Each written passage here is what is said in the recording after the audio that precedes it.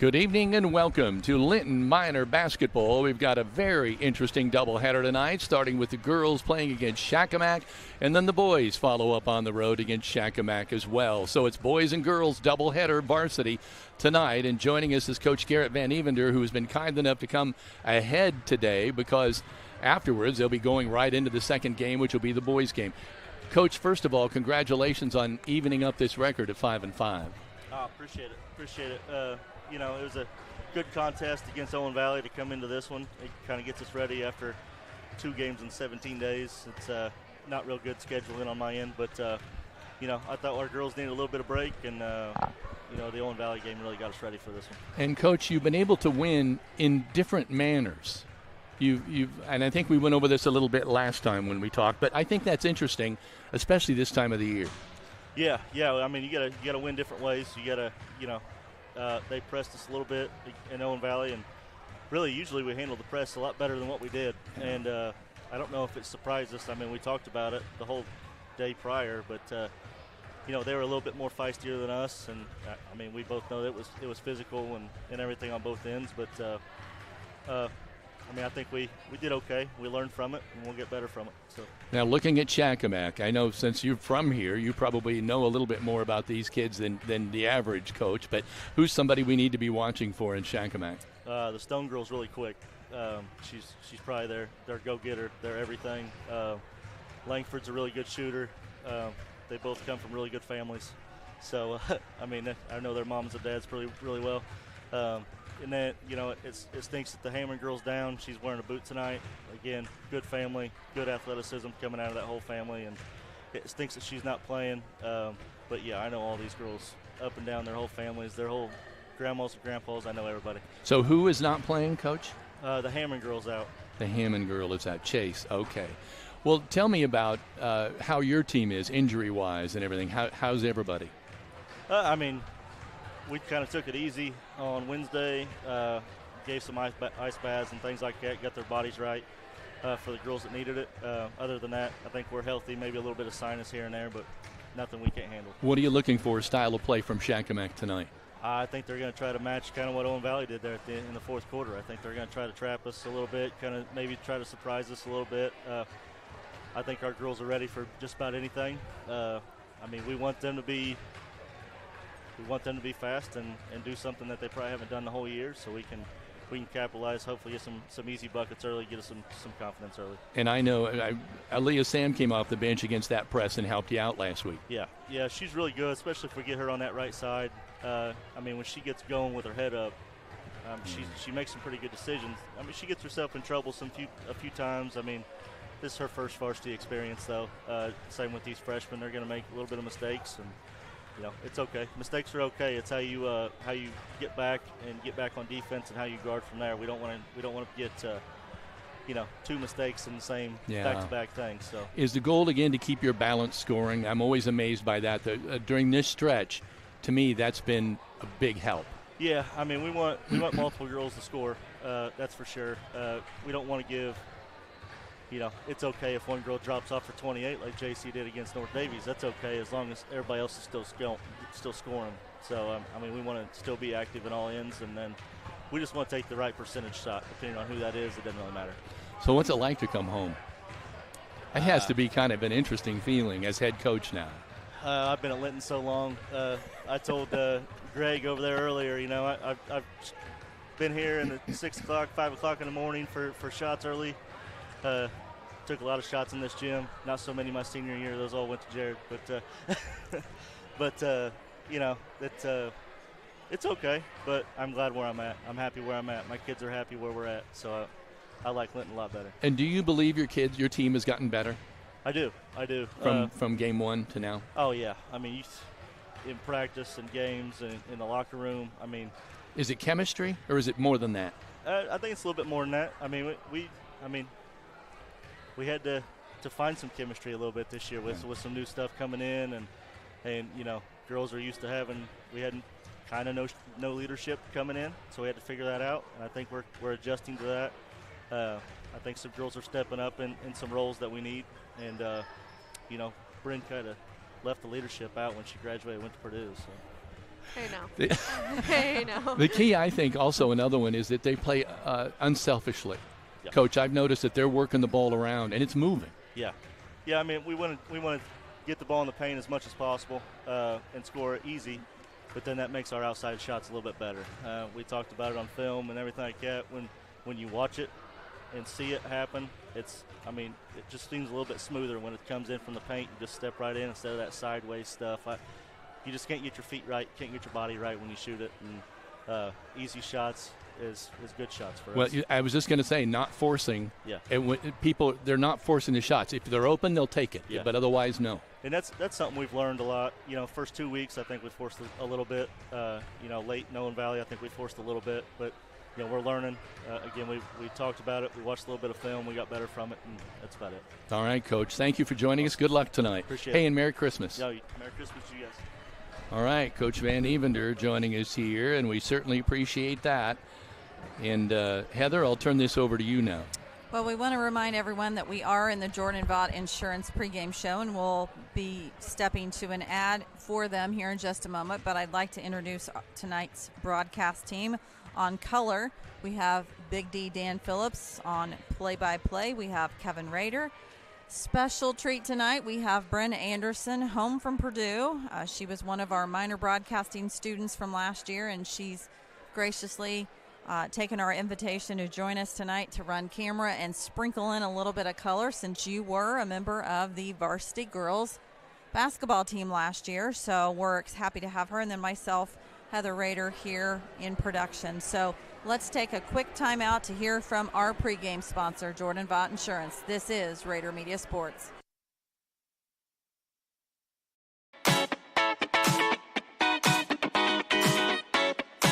At Jordan & Vaught Insurance Agency, you don't pay extra for the over 80 years of combined experience that will be available to you when dealing with questions about your auto, home, farm, life, or Medicare supplements. They're always there to help from 8:30 to 5 p.m. on weekdays at 123 South Franklin Street, the very same Bloomfield location since 1972. You may not realize the value of experience until you need it the most. Call Jordan & Vaught Insurance, your friends with experience, at 812-384-3535.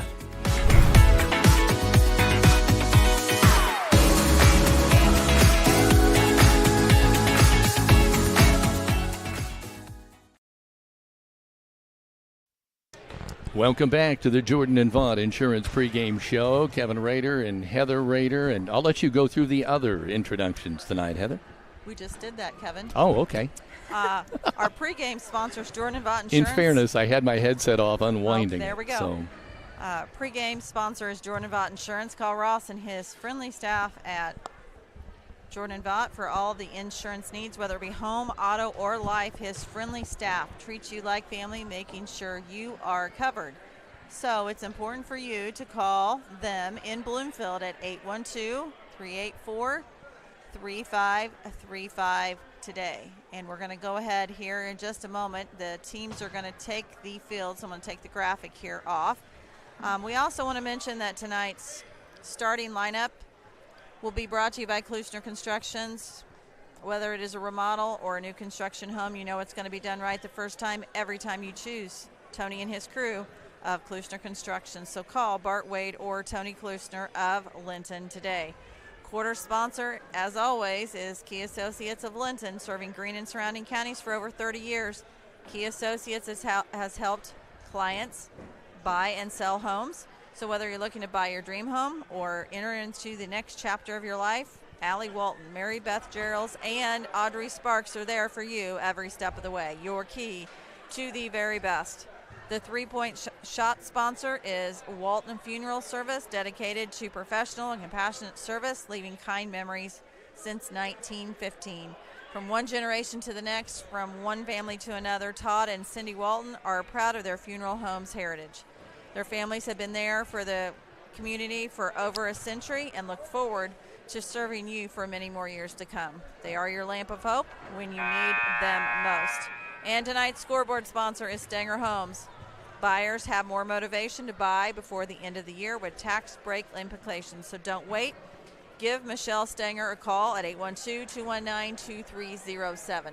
One more quick note. We are only streaming tonight to the Indiana High School Athletic Association Champions Network, and that is due to the fact that there's 2 games back-to-back, and it would not allow a break in the middle. So this is the only way you can watch, unless you go to RaiderMediaSports.com/live stream and see all your different options as well. We should say we were here just last night at Shakamak for a JV game that started out as kind of a rout, but by the end it was 43-42 final. Shakamak winning that JV basketball game. And again, there's a little explanation. It has to do with Title IX and the like. They wanted to get girls playing a little more on Friday and Saturday nights, and that's why we have the doubleheader here. It's interesting that Coach Van Evender said it used to be done that way. A number of years ago, I think this was kind of the norm, and I know that there's some other schools. My father has talked to us about it a number of times, that this is how it's ran in North Carolina. So this is I don't think this is anything that's new, so to speak. It's just different for Linton to see this. We should mention to you a couple different things. This is County Keg Night, so that's pretty cool. Number 2, since we are sitting behind the scorer's bench as well as the players, you're going to see a lot of people stand up in front of us. And you know what? We're okay with that because we're hoping that both sides of this gymnasium are full tonight. Yeah, we sure want that. Big D, what's your perspective on boys and girls playing here on the same night? You know, I've seen it happen in other areas. I know he was talking about it being regular here. I graduated in 1981, and I don't remember that being the norm at all back in my day. Interesting. But I know that it's might be a different perspective in different schools. You know, some schools, the girls' team is really the focus, and probably a lot of people wonder why they're not playing on the weekend. I do see that this is probably going to become the norm, because I think it's probably a fair thing to have both these teams on nights when everybody can come out and watch the game. Well, one thing I think about, it also gives the JV their own night. Yeah, one of the questions I wanted to ask Coach was, how odd is it for your varsity kids to come out and not have this warm-up period, kind of get used to the vibe? Now they're out warming up. Most of the time the varsity now goes and sits, kind of gets into the flow of the game, and instead they're going to have to come right out and go 100% right off the bat. And Brynn, how important is that keg sitting out there in the middle of that court? Well, to me, I feel like it was pretty important. My class in general, Sydney and Brittany and all them know, that was kind of just a standard that we set when like Vanessa and all them were here, was that keg was going to come home with us. And so it really is a big deal. It's kind of like saying we earned this, we are the winners, and when you have that, you're the best in the county. And you don't, once that keg disappears, it's kind of hard for it to come back exactly. around. You're in that mood like, I need to protect this. It's something to protect and to keep. So we should also mention that the varsity basketball coach for Shakamak is no stranger to Linton. It's Brock Dow, who used to coach 8th grade and served on the varsity bench for how many years? Quite a few. So this has got to be a little bit bittersweet for the two. I think Brock is and you can see them right there shaking hands and getting acquainted with each other once again. But well, what that points out to me, Heather, is that when you're a part of a winning program, you're going to get depleted sooner or later, because your coaches are going to get picked. Right. Yeah, if your program's successful, especially that, I think, it's no doubt in whatever coaching profession you're in, you're going to get picked up. Heather? Well, we just want to say again, thank you to all the sponsors that make this broadcast at home for all of you, free to view. You're going to see a number of them in rotation tonight. Now, with it being varsity boys and with it being varsity girls and varsity boys, we're going to be running through a number of these ads pretty rapidly, just because we want to ensure that every sponsor gets what they are promised. And we always promise our sponsors that you are promoted beyond the broadcast. And what that means is yes, we're going to put you in rotation during tonight's broadcast, but you're promoted on our website, our social media platforms. You are promoted on our YouTube channel. You're promoted in a lot of different ways once we leave here tonight. So We want to thank all of those sponsors, our Minor Pride sponsors, our game sponsors, our everything and in between for making this possible. I know that we're going to take a really quick time out right now so we can hear from one of our Minor Pride sponsors, which is Corey Motter with Citrine 21 Sheets. This is Raider Media Sports. Hello there, I'm Corey Motter with Century 21 Sheets. Are you a first-time home buyer and you just don't know where to start? Perhaps you're looking to downsize and you need a listed property and get top dollar. In any of those situations, you need a professional agent on your side. I have successfully opened doors for clients for over the last 4 years, and it is a complete pleasure of mine to be able to help them end one chapter and begin a new one. Navigating the real estate market can be complex, but with the right guidance, it doesn't have to be. Let me help you understand the housing market and let's negotiate the best deal. So together, let's open a new door and close it with Corey.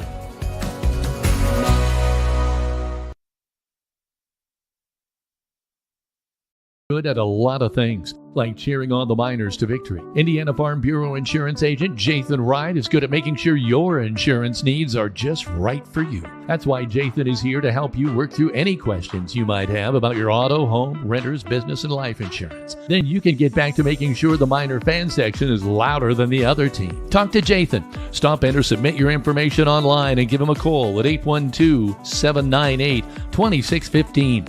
Start with Indiana Farm Bureau Insurance and stop knocking on wood.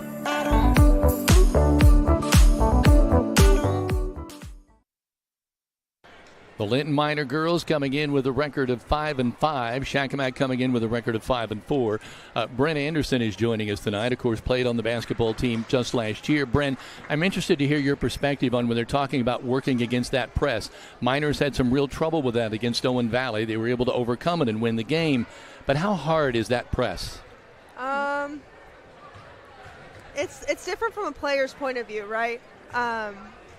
You feel like you have all this pressure against you and you have so many things that you want to get done, so many moves you want to make so many openings.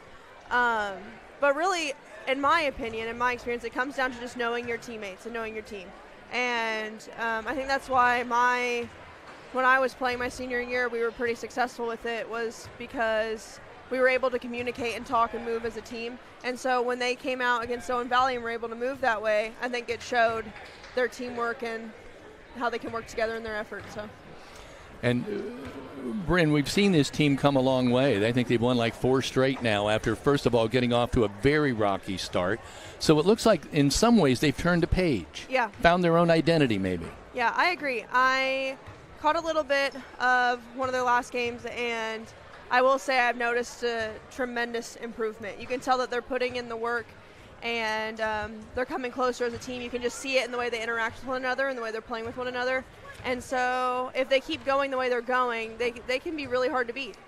The last time, I think, last year, we always heard in practice, Coach Remmel would say, hey, some of these girls can shoot the eyes out of this basket. You're just not seeing it in a game. I think now, finally, Brynn, we're starting to see that a little bit from some of these kids that last year weren't hitting those all that well. I agree. It comes with a little bit of confidence. And so when you're a player that's really reserved and not very confident in yourself in a game, you don't take those shots and you don't take those risks because you don't want to fail. But when you build that confidence up and you start seeing those shots fall, then you're like, hey, I got this. I can do this. And if I miss one, it's okay. I'll just get the next one. And they had 2 other girls they thought they could depend on to score. This year, they are those girls. I agree. Yeah.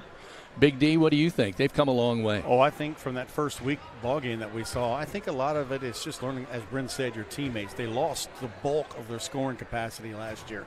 They also lost the bulk of their ball handling and really 2 of their main defenders. So everybody had to learn the new rules. You had some senior girls that had to come out and really take control of this team. And they lost those first 3 games. Granted, North Knox was one of those games, West Washington and Edgewood. Then they came back strong now. They've won 3 in a row, Eastern Green, Clay City. And I think last night's win over Owen Valley, this was a team that was 10-3, that's played some pretty good squads. And they really from the outset kind of handled that pressure. A lot of girls, good defense, and a lot of girls scoring. And quick starts. I've noticed that in the games as of late, they've gotten off to quick starts and have been able to kind of use that to weather a rush at the end. Yeah, and they handled it pretty well because all of a sudden they had the one girl for Owen Valley that really was a ball handler. That was kind of you could see they tried to get her isolated and go down the middle of the court. Some great defense, but we saw some foul trouble. Aubrey Sparks. For the first time, we saw 19. Franklin get into some foul trouble, and some other girls had to step up. The Sullivan girl came in and started playing the Sparks, which was something for a freshman to say. Linton, well, they were both freshmen. Yeah, that's right. Come to think about it, a lot of good freshman players this Boy, year. there really are. Linton has won 7 in a row over Shakamak, but back in the day, Shakamak used to control this. The last Laker win was 2016. It was a 52-30 contest. So Linton's kind of had their number the last couple of years. Last year was a little bit tighter score, 39-29. I remember that one kind of getting down to the nitty-gritty before Linton went away with it. But the years before that, Linton 62-23, 45-30, and 72-19. So this is a big one for the Lakers to kind of come out. They've kind of been off to a rough start as we look at them. They're 3-2, coming off 2 wins in a row though. North Knox they actually beat. Oh, is that correct? I got the boys with the girls. Yeah, you better double check that. Yeah. Well, Brynn, yeah. You check that. I want to ask Brynn. There's one more thing, and then I know we got to turn back to Heather and probably go to the break. But there was also at the point of the start of this year where there had to be some assimilation. There were some freshmen coming in that they had not played with. 2 of them were starting, and that kind of changes the chemistry of a team, does it not? Yeah, for sure. When I was a freshman and I came in, I think the reason why my class was so much easier to blend in, and I don't know if that's the correct word I want to use, but those seniors were so welcoming. And Vanessa Shafford, I'll always give her a shout out. She welcomed all of us with open arms.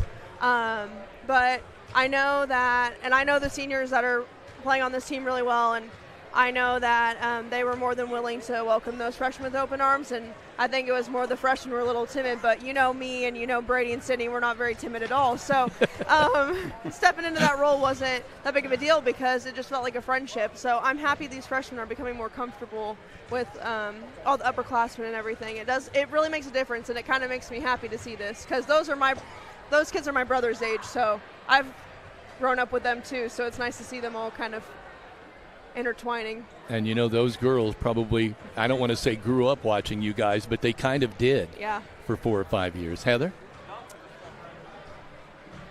We're going to take a really quick break to hear a word from the Indiana High School Athletic Association. This is Rader Media Sports. Some see a student athlete working on his shot. We see a powerful lesson in persistence. Some see a student preparing for success on an exam. We see a student athlete preparing for success in life. Some see a student athlete working hard in the weight room. We see a future leader learning there are no shortcuts to success. Some see a start to a swim meet. We see the starting blocks for life. Proud to keep education in front of athletics since 1903.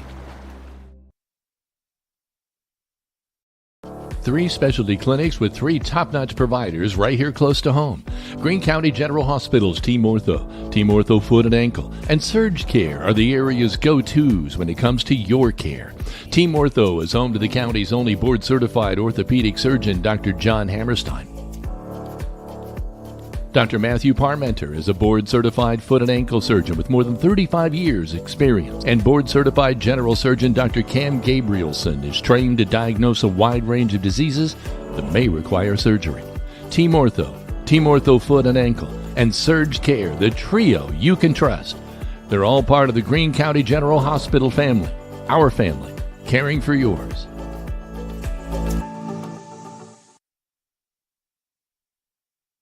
Welcome back to Shakamak, Indiana, where we've got, it's not unusual at all to see boys at a girls' game and the girls at the boys' game, but there's real reason for it tonight because they're all going to play tonight. Yeah, Big D, you had some clarifications. I want to make sure I get this right. Shakamak is 5-4, so they're coming off a loss to Sullivan, 56-34. They did beat Lagodi 48-36, but then they played a couple of tough ones, North Central and Evansville Christian back-to-back. So they were 1-3 in their last 4 ball games, but at 5-4. And of course, it's a shame to hear that the Hammond girl, number 3, Chase Hammond, Singer, is not going to play. I got a brace on. We don't really know what the problem is, but hopefully it's something she can come back from in her senior year. My understanding is she has a sprained ankle, high ankle sprain. High sprains are that's never good. Hard to come back from, especially in a sport where you're unless you're quarterbacking the Chiefs, then it seems like you can somehow just shake it off mysteriously, and play. Heather? So we want to send our condolences to the family, friends, community of Mark Russell. I know that this is Garrett McBride, a member of the high school boys basketball team's grandfather. I know that he's pretty much a pillar in the Linton community. He played basketball. He was a graduate of Linton Stockton. And so we just want to send our condolences to the family and to all who knew him. And we're going to send our student assistant, Brynn Annderson, down to the scorer's table to get our tonight's starting lineups. Where did the microphone go? Where did our officer he is go? heading to the scorer's bench. Okay, thank you. Courtesy of the athletic director, Dylan Collins, who let us know that, so we appreciate it. Don't forget to box out down there and make yourself some room, Brynn. Okay, I can do that. Go back to your I think college Brynn days. can do that. Yeah. She can handle herself. It's nice of Brynn being able to. And there's the keg she talked about sitting right there at center court. How big a deal is that? Well, I'm telling you, I remember the keg being from back in my days, and it was such an important event, and I think it was fairly new. I don't know how old the tradition is, but I remember it back in my day. I don't know that we ever had it. We might have had it for 1 week back in our day, and Bloomfield was the usual dominating team in our neck of the woods in high school. That was pre-L&M days. The L&M Braves were, for a while, they ran everything in the county. The girls in their blue uniforms tonight, and that just looks like KU to me. I feel like I'm watching the Jayhawks warm up. You know, the lettering on the jersey, I was getting ready to say the same thing because I thought you meant Kentucky. I was like, no. I don't know what that font that's KU. is, but that's Kansas. That probably hurts you a little bit to see that being a Nebraska guy. Doesn't that kind of run through Not anymore. Doesn't do it? Oh, boy. What hurt us was that Nebraska got knocked out of volleyball last night. Oh, they did? Because we were really hoping for a Nebraska-Louisville rematch because Kevin and I had attended that in September. So it was kind of on the bubble whether, if Nebraska wins or we heading to Louisville Sunday. It made it an easy decision. Well, I've got a bunch of Christmas pictures. Yeah, made it easy I've got decision. a bunch of Christmas pictures and Christmas dinners and church and so forth on a Sunday. So perhaps it was fate. I think Kevin would have been going, to be honest, solo to that. Unfortunately, just because duty calls. I would have been glad to have hitched up and gone with you, Kevin, to see that type of oh my gosh, that type of atmosphere. When we went there to Louisville to see that during the regular season, it was just phenomenal. It broke a nightly attendance record in Louisville. I can't remember how many. It was like 16,000 maybe. I think that's a sport that, on a national level now, you're seeing it quite a bit on major networks where you used to. Maybe ESPN4 might carry it at 2 a.m. You might see a rebroadcast. Well, I really think watching the girls from Linton play kind of started to get me interested in volleyball. And then Nebraska being good, IU being good, you kind of follow. And boy, when you watch it in person and see how fast that ball's moving and how those girls are reacting, it's incredible. How athletic it is. It grabs you in. There's no question about it. Well, we got plenty of room to stand tonight. Yeah, how about this? And you will notice that we are sporting a new scoreboard in our camera view tonight, so we're very excited about that. We're getting set for the national anthem and then the introduction of the starting lineups here tonight.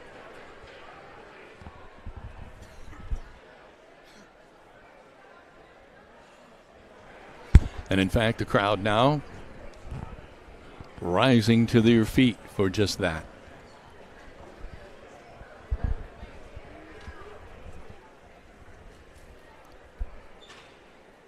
We're just waiting now for the buzzer.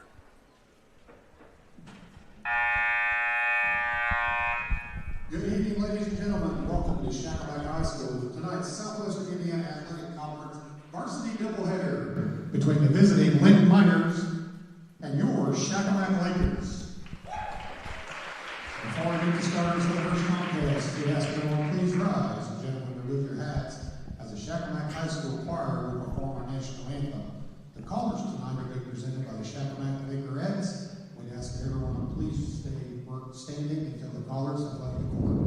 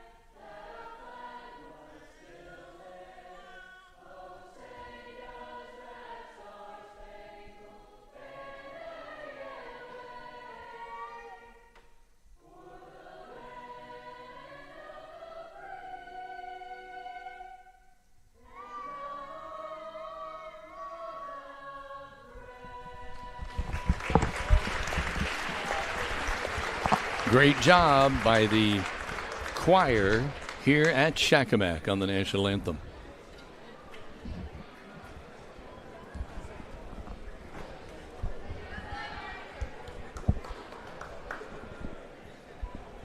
Colors leaving the court and will now get set for our starting lineups. Let's meet the starters for tonight's contest. First, for the visiting Lincoln Miners. Starting in the guard, freshman number 1, Audrey Sullivan. Audrey Sullivan starting, number 1 at guard. Freshman number 3, J.C. Archer. J.C. Archer, number 3, the freshman. Senior, number 12, Addison McKee. Addie McKee, the senior. Senior number 14, Bella Franklin. Bella Franklin, number 14. And Olivia McKee, the starting 5 for the Linton Miners girls varsity basketball team. Let's listen now for Shakamak.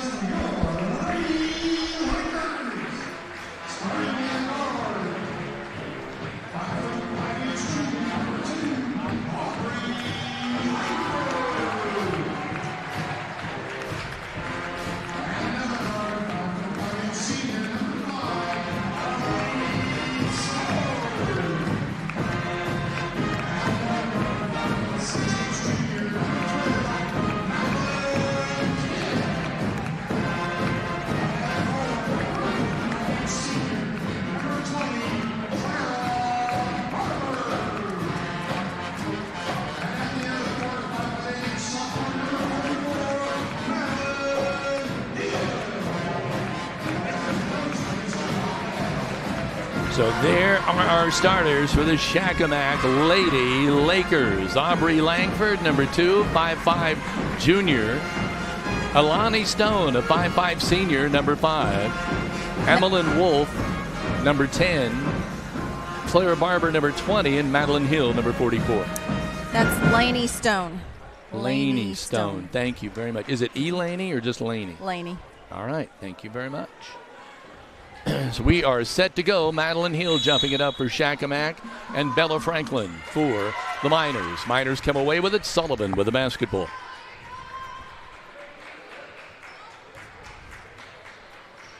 Miners working over on the right side. Sullivan with it on the wing. Switches places now with Addie McKee to Olivia McKee. Back to Sullivan. Wanted the 3, decided against it. Comes back out. Olivia McKee drives, kicks it out. Sullivan goes to J.C. Archer. J.C. with the right hand chases around the right side. Sullivan backs in, then backs out.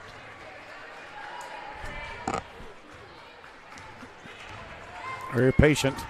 They are. They're being very, very patient. Deliberate. Left wing jumper, the first of the game. Olivia McKee off, no good. We're coming the other way. Laney Stone with the basketball. Bella Franklin picks her up at half court. Go right to Lainey Stone once again. Shot in the air, good. But I think that was Madeline Hill, was it not? That was 44. That first Walton Funeral Home Service three-pointer of the night. 3-0 Shakamak on top. Archer gets tied up, then somehow frees herself. Gets a pass inside to McKee, and she misses the bunny. Shakamak off and running. It's Stone across the timeline, working on the left side. Looks like that's number 12, Madeline Kennett, who may have come into the game. We'll see. And working over in the corner to Barber. She was a starter. Back out on top to Kennett. And the ball is stolen by Sullivan. She takes it up and gets it off the glass. Audrey Sullivan scores for the Miners. Now, wait a minute. We got a timeout. What's going on? There appears to be an issue, and we'll try to see here what it's going to be. I think they're looking at the. Oh, I see it. They found it over on just a piece of paper. They were afraid maybe that it might have been something. Well, you could step on that with your heel of your foot, not the heel, the ball of your foot, and kind of slide in that. 3-2, Shakamak on top, and they will inbound underneath their own hoop. Barber will be handling that. Clara. Miners in a full court press. Working on the right side now. Get it into Kennett. She walks it up, bounces it back to Stone. Stone across the timeline, works on the left side to Langford. Now in the corner, nice pass inside to Stone. She works it back out, jumper on the way by Kennett. That's a wall ball. They save it from going. Clara Barber tried to save it, and then just didn't have a chance. So the Miners coming the other way, trailing 3-2, just underway. 5 minutes and 50 seconds now remaining here. And there's a runner in the lane by Audrey Sullivan. She has all 4 of the Miner points as they take their first lead, 4-3. Kennett dribbling with the left hand across the timeline. Sullivan's right on her now. Franklin moves in for the double team, and they're doing a great job. They get it out. She works it out of there to Langford. Langford back to Kennett. Sullivan picks her pocket again, but she's able to pick the ball back up, but she's in trouble trying to find somewhere to get rid of the ball. She does. Boy, the Miners their hands are active. A lot of deflections going on here. Kennett at top of the key. Working on the left side to Langford. Spins around, gets it into, it looked like a double dribble possibly to Stone, but there's a shot. What's the call? Traveling. Boy, intense defense by the Miners, and the refs are letting them play because there's a couple of times looks like there could be a hand foul. Brynn, what are you seeing so far? Oh, I'm sorry. Hold on. It'd be nice if I'd turn up your mic. Okay, I'm on. Yeah. I was going to say earlier that Audrey, if you watch her on defense, she's doing a really good job of keeping her space and keeping her frame big and wide. Trey on the left baseline. She's putting that hand out to dig for the ball to try and nip it loose. And Bella's bringing the most perfect trap. You're putting that pressure on them, which is what the Miners need to do for this team full of really good shooters and really quick, fast-playing players. Addie McKee with that Walton Funeral Home three-pointer put the Miners up 7-3. And keep in mind, Shakamak scored first. 7 unanswered points by the Miners. There's a ball, almost goes out of bounds, but JC Archer has it across the timeline. She wants to go all the way, coast to coast. Shot up, no good. That's one thing I've noticed about JC. She's not afraid to go in the lane. Yeah, she seems to be really, she kind of initiates the contact. She brings it to her, which is what you want with the Hill girl on the inside, obviously a height advantage. You got to bring it to her and make her get some foul trouble. By the way, this quarter is brought to you by Key Associates of Linton this first quarter. And the first free throw rolls off, no good. She'll get another. Yeah, that's one thing I wanted to say watching last night. Audrey Sullivan nailed her free throws. And you remember earlier in the season she had some trouble with that, so she's clearly worked on it. And that was a difference in the ballgame, her making those free throws. Shakamak gets it up across the timeline. They're in trouble. There it is. Archer comes in the backside for the tie-up. And it's going to be, I think, Miner basketball. Yeah, they got no answer for that. But there's a timeout on the floor right now. 4:02 remaining in quarter number 1. Miners Varsity girls team has the lead, 8-3. This is Rader Media Sports. It starts well before the lights are turned on. The grill at the grill is fired up well before the front door is unlocked and the first customer ventures in. I've been coming to the grill for 30 years.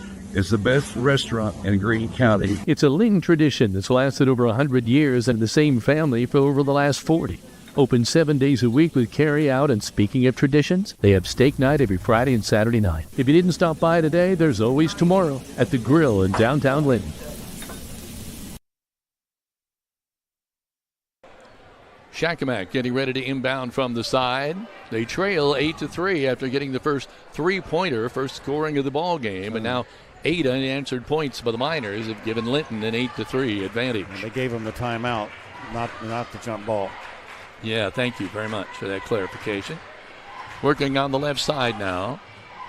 Out on top, Madeline Hill. She's the one who had the three-pointer earlier. Now Stone trying to drive. The defense for the Miners keeps pushing Shakamak further out. They're having trouble finding a cutter or somehow getting inside the lane. Trying to set up that pick play with Hill out front. She's way out front. There's nothing underneath. Directing traffic is Lanny Stone. Has the ball knocked away almost by J.C. Archer. Now it goes to Kennett. Madeline working on the left side, but Sullivan is on her like wallpaper. There's a steal attempt there by Archer, and now a steal. The Miners coming the other way. Ooh, could have been something there but the Miners go cross court. Olivia McKee. Whoa. Bingo, the tray. Walton Funeral Service tray for Olivia McKee. Those twins, once they start hitting those shots, it's going to be endless. So. Boy, and Olivia has really grown this year, I think. I agree. Working it out on top. There's a nice drive. Stone. Oh, but she doesn't go up with it. She feeds it off. And that shot, no good by Hill. But they get the rebound. Stone with a follow. Or Langford, I apologize. That's no good. And the Miners are coming the other way with an 11-3 lead. On the Stanger Holmes scoreboard. Sullivan. Now it's Addie McKee's turn. Oh, my gosh, like she said. Second, Walton Funeral Home Service three-pointer. Boy, Brynn, and this is what we didn't have a lot early in this season, but they're not afraid to do this now. No. I've always admired the Twins because they are really hard on themselves, but once they get going, they really are like, I can do this and I will do it. And I love that about them. Determined. Langford with a shot. Off the back iron, no good. Rebound is Kennett runs it down. Shakamak working on the left side. They get it back out on top to Langford. Goes around a screen. Now whips it over here on the right to Kennett. Kennett with the left hand tries to drive, and Sullivan's going to pick up the foul. One thing I wish I saw a little bit more from the Miners was communication on those screens. Hill is setting a screen almost every time. Yeah. The ball is hitting the floor. Trying to get that pick and roll. She sets it and then spins backwards, and so far they haven't seen it. Some of those picks are getting to be pretty physical, too. I agree. Archer comes out. Aaliyah Sam comes in. Here's another girl who I think I've really enjoyed watching her grow this year is Aaliyah Sam. She's pretty intense, and I love it. So. She kind of is like a McKee sister. She's got the same vibe. So you see that pick there was pretty physical. There's that one's one physical. there. They're putting their shoulder into it. Why she doesn't turn and shoot, I don't get. There's a nice drive to the hoop off the glass. Great job by Madeline Kennett. I guess that's why. 14-5. Miners on top, all alone in the corner. Trey on the way, no good. Rebound, no. It goes out of bounds. Shakamak Laker ball. Miners are 3 of 5 from 3-point. Shakamak 1 of 4. Linton shooting 63%. Shakamak only 17% from the field. Boy, that's 63 to 17. That's incredible. Big D, I love those stats. Thank you very much. Working out on top now. Kennett over on the right side. Stone. They work it back out to Kennett again. Looking for someone. She goes to Langford. Oof.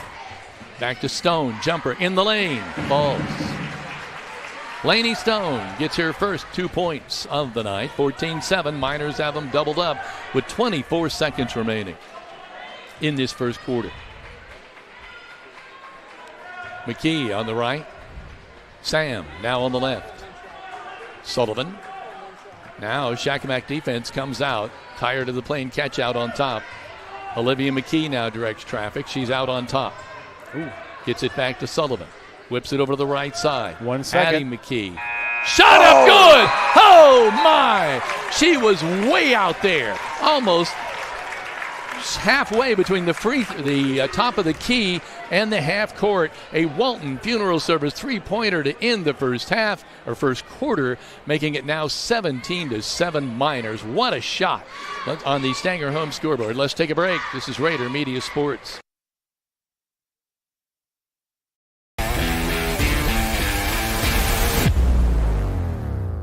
Linton Sporting Goods has an over 20-year tradition of offering Hoosiers the best in sports equipment and apparel. They feature Wilson, Demarini, Louisville Slugger, Marucci, Mizuno, and much more. Get ready for any sports season by shopping at Linton Sporting Goods on Highway 54. Where the winners shop.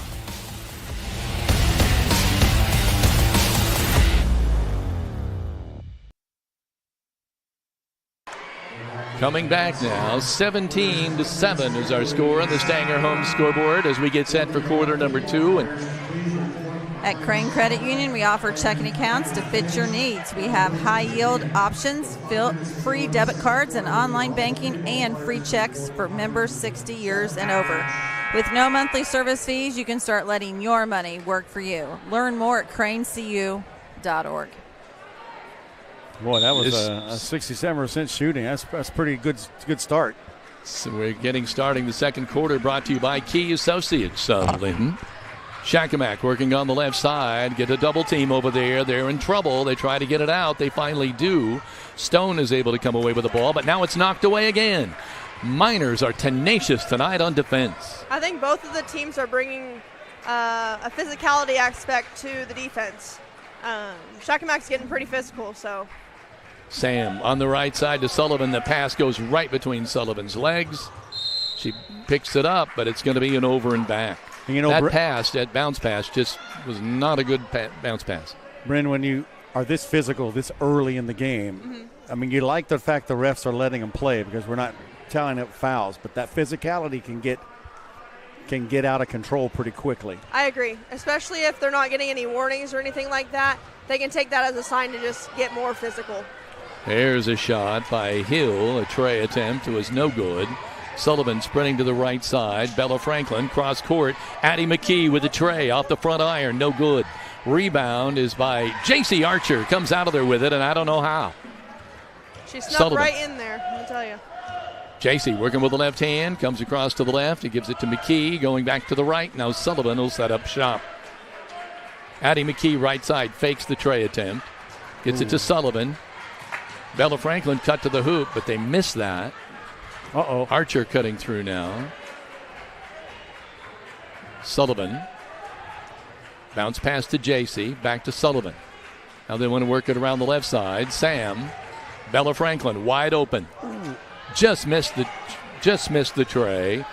Shakamak off and running. Stone gets it down the floor fast. Langford with a shot. Great three. Was it a three-pointer or two? Two. Thank you.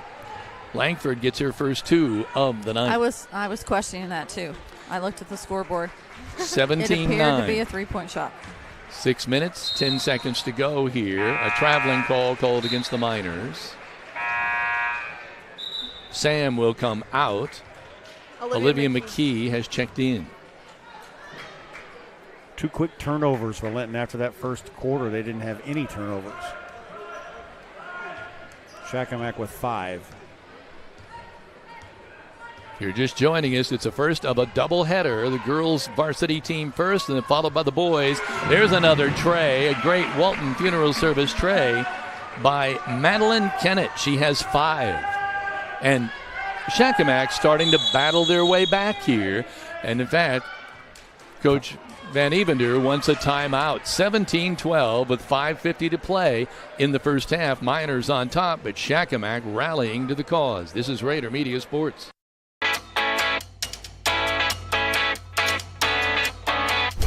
the best coverage for your home, auto, life, and business isn't always a walk in the park. I'm Audrey Sparks at Richard Brown Insurance, your local auto owner's insurance agent. Whether you are buying your first car or starting your own business, finding the right coverage can be a challenge. With great companies like Auto Owners Insurance, I can find the appropriate coverages so that you and your family can be better protected. Come see me, Audrey Sparks, to discuss what coverages are right for you or give me a call at 812-847-4798. Looking to buy or sell your home? Trust the local expert. Corey Motter knows Greene County inside and out with years of experience and a passion for helping you find your perfect property. Close it with Corey and make your real estate dreams a reality. Well, you got to give credit to Shakamak. Got down early.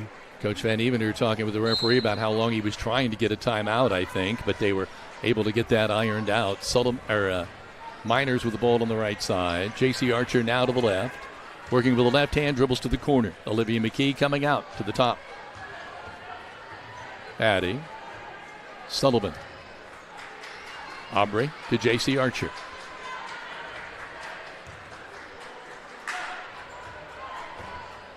Audrey Sullivan again.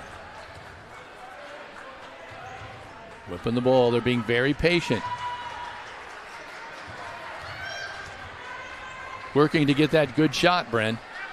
Yeah, I think most of it here comes to trying to get that good shot. And also, if you're patient like this, your defense starts to get tired, and then they'll start to get lazy, leaving you with more openings. And you get that bunny inside because they get lazy. The Lakers switch to a zone here. Looks like they're in a 2-3 zone.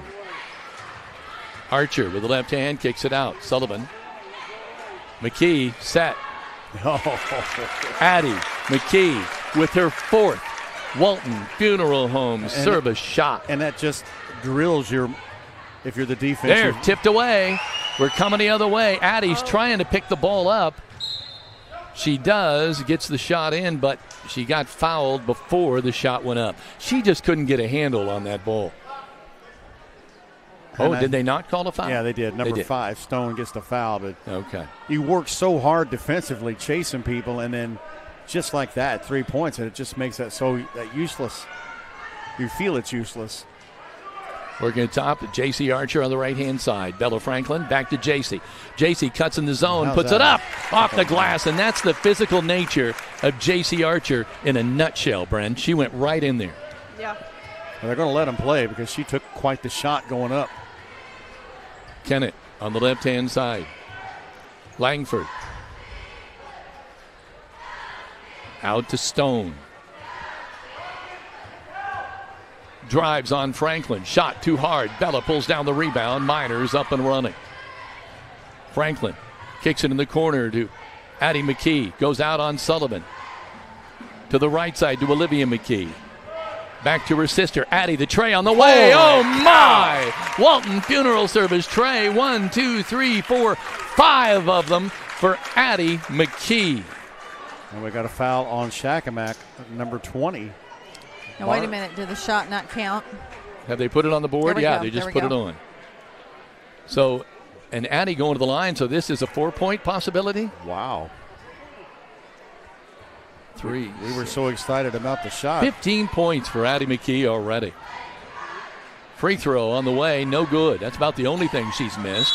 Bella Franklin tries to run the ball down. She gets in between number 32, Bianca Hernandez, who couldn't pursue the ball, and it rolled out of bounds, and the Miners take possession. Franklin. Well, since that timeout, Linton's been on fire. Well, it's basically been Addie McKee. Yeah. But the good defense, well, there. Now Shakamak shows some good defense, and Bella Franklin's going to pick up the foul. Shakamak stealing the pass. Bella trying to get it back. Right now, Sam is checking back in. J.C. Archer's coming up. 3:38 to play in the first half. 25-12. Miners on top. Left side shot in the air, up and no good by Langford. Miners with a rebound. Sullivan across the timeline, looking to the right side to Addie McKee. She goes left to her twin sister, Olivia. Back to Sullivan. Sam trying to get open in the middle. She does not. She comes out.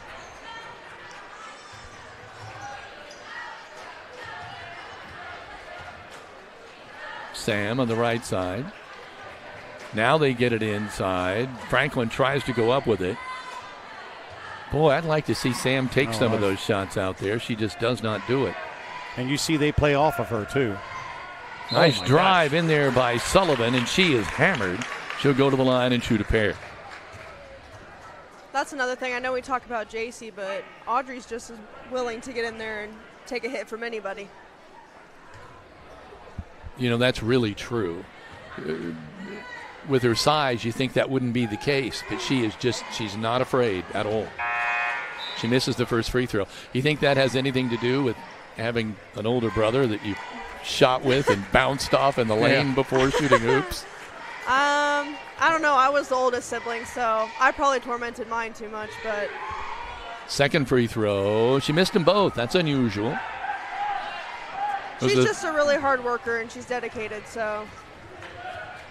Stone with the ball out on top. Sullivan will pick her up. She works to the left side to Langford. Now in the corner to Stone. Drives, kicks it back out to Langford. They go to the right side to Hill. Nice shot off the glass, a little too hard. Miners will come out with it. Addie McKee, head up, coming across the timeline. You heard the coach talk about that with dribbling, getting your head up when you're coming down the floor. And Miner girls seem to be very good at that. Looking for an opening somewhere. Get a foul on number 12, Kennett. I will say they were being a lot more physical earlier, and now they're calling some fouls. That Miners got 6. There we go. Olivia McKee's coming out for a little more ticky-tack now all of a sudden. Maybe they realized they need to tone it down a little bit. I don't know. It was getting Franklin. pretty serious. Bella kicks it out to Addie McKee. Trey on the way. Oh my! 3 more. 18 points for Addie McKee. Another Walton Funeral Home Service 3-pointer. 1, 2, 3, 4, 5, 6 of them so far tonight. 4th assist. And we're still in the first half. From Franklin as well, dishing it out there. Good point. Stone spins. Kicks it out. Now she gets the ball back. Working on the right side. Goes into Madeline Hill. Kicks it back out to Stone. Jumper. No good. Good hustle on the rebound by Hill. Gets it out to Kennett.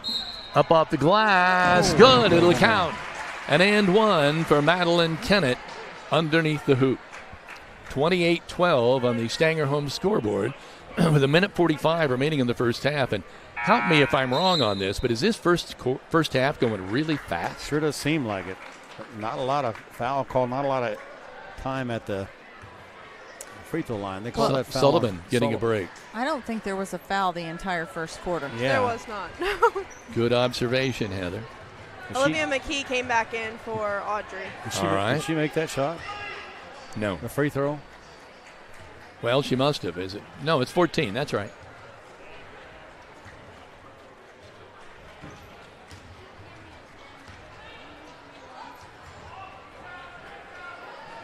Aaliyah Sam on the left to Franklin.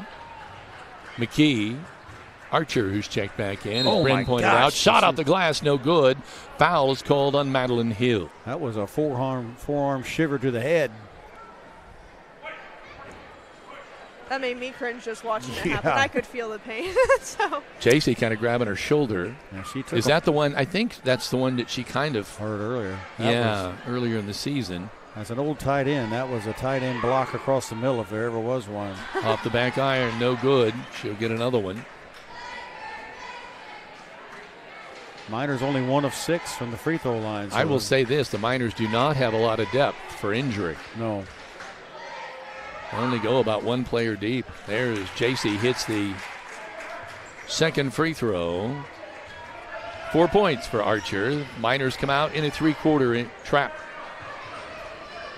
Tip. They still come away with it, and then I didn't see a push there, but they do call a foul on Franklin, I believe. It's going to be cold this year, so watch out for the ice. Make sure your vehicle is protected before the ice hits. Call Audrey Sparks at Richard Brown Insurance to melt your worries away. The foul was on Aaliyah Sam instead of. Thank you. And Heather, was there a special halftime thing going on tonight at the girls' game, too? Was there little girls? My understanding it's the Biddy Ball cheerleader or the Biddy Ball basketball players are going to be, I don't really want to say performing at halftime, but they're going to be play at halftime. That'll be kind of nice. Langford with the ball on the left-hand side. Kennett, drive, a runner in the lane, and kind of a late whistle there, but going to the line is Madeline Kennett. They called Archer. That looked like that. That looked like 7 points. ball. 7 points so far for Kennett. Coach Van Evender talking to the referee there a little bit. Free throw on the way. Good as gold for Madeline.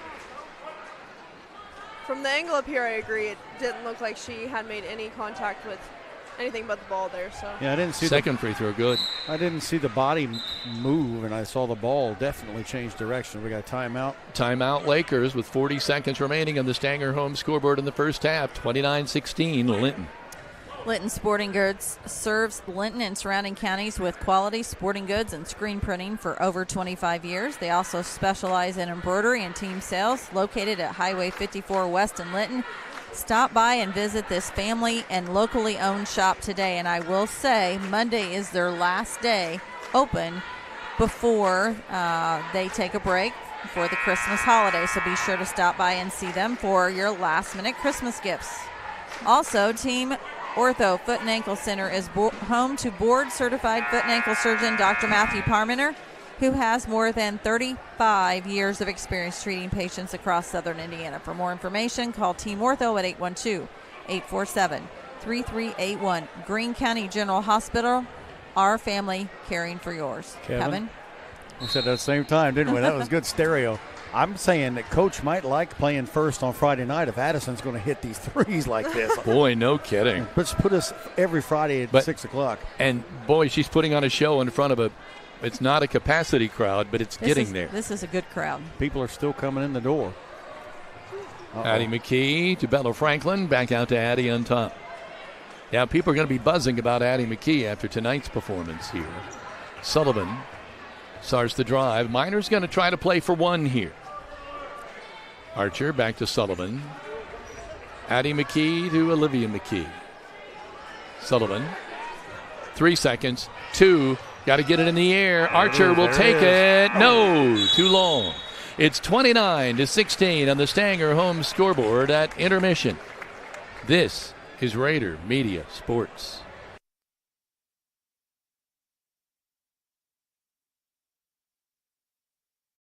At Indiana Farm Bureau Insurance, we're not just good at insurance. We're good at Emma and Jake's just baby-proof their 2-bedroom bungalow to prepare for baby number 1 insurance. We're good at Madeline and Chance's just gave in and became minivan people to make room for baby number 2 insurance. And we're good at Gabby and Nate's just moved to a house with a bigger backyard to welcome fur baby number 3 insurance. Start with Indiana Farm Bureau Insurance and stop knocking on wood.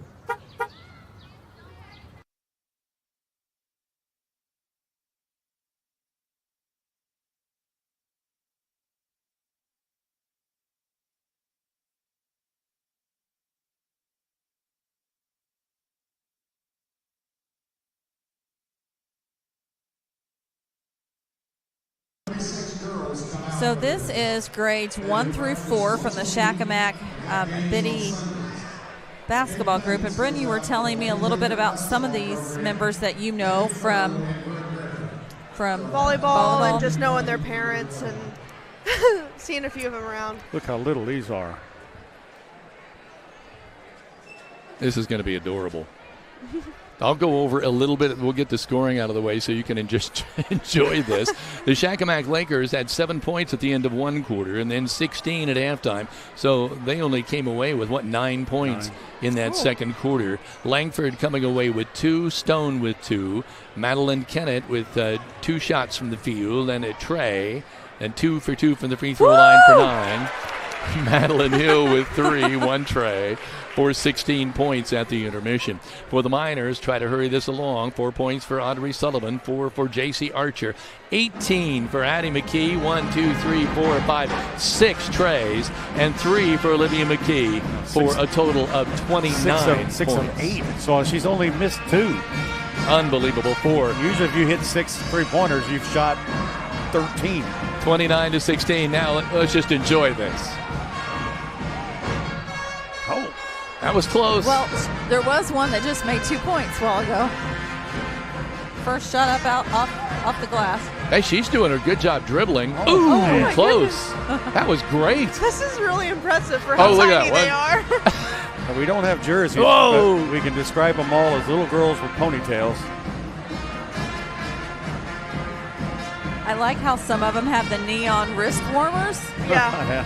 It helps them pair up with who they're supposed to be guarding. Oh, is that it? Yeah. I love when they take off running and they don't dribble the ball. See right there. It's just like, oh, there. Oh.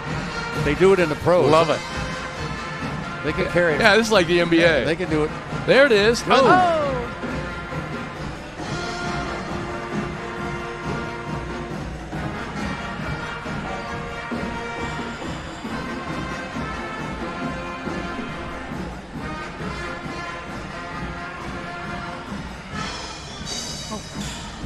There's senior cheerleader Ashlyn Tatlock and her father. Starring in the halftime show.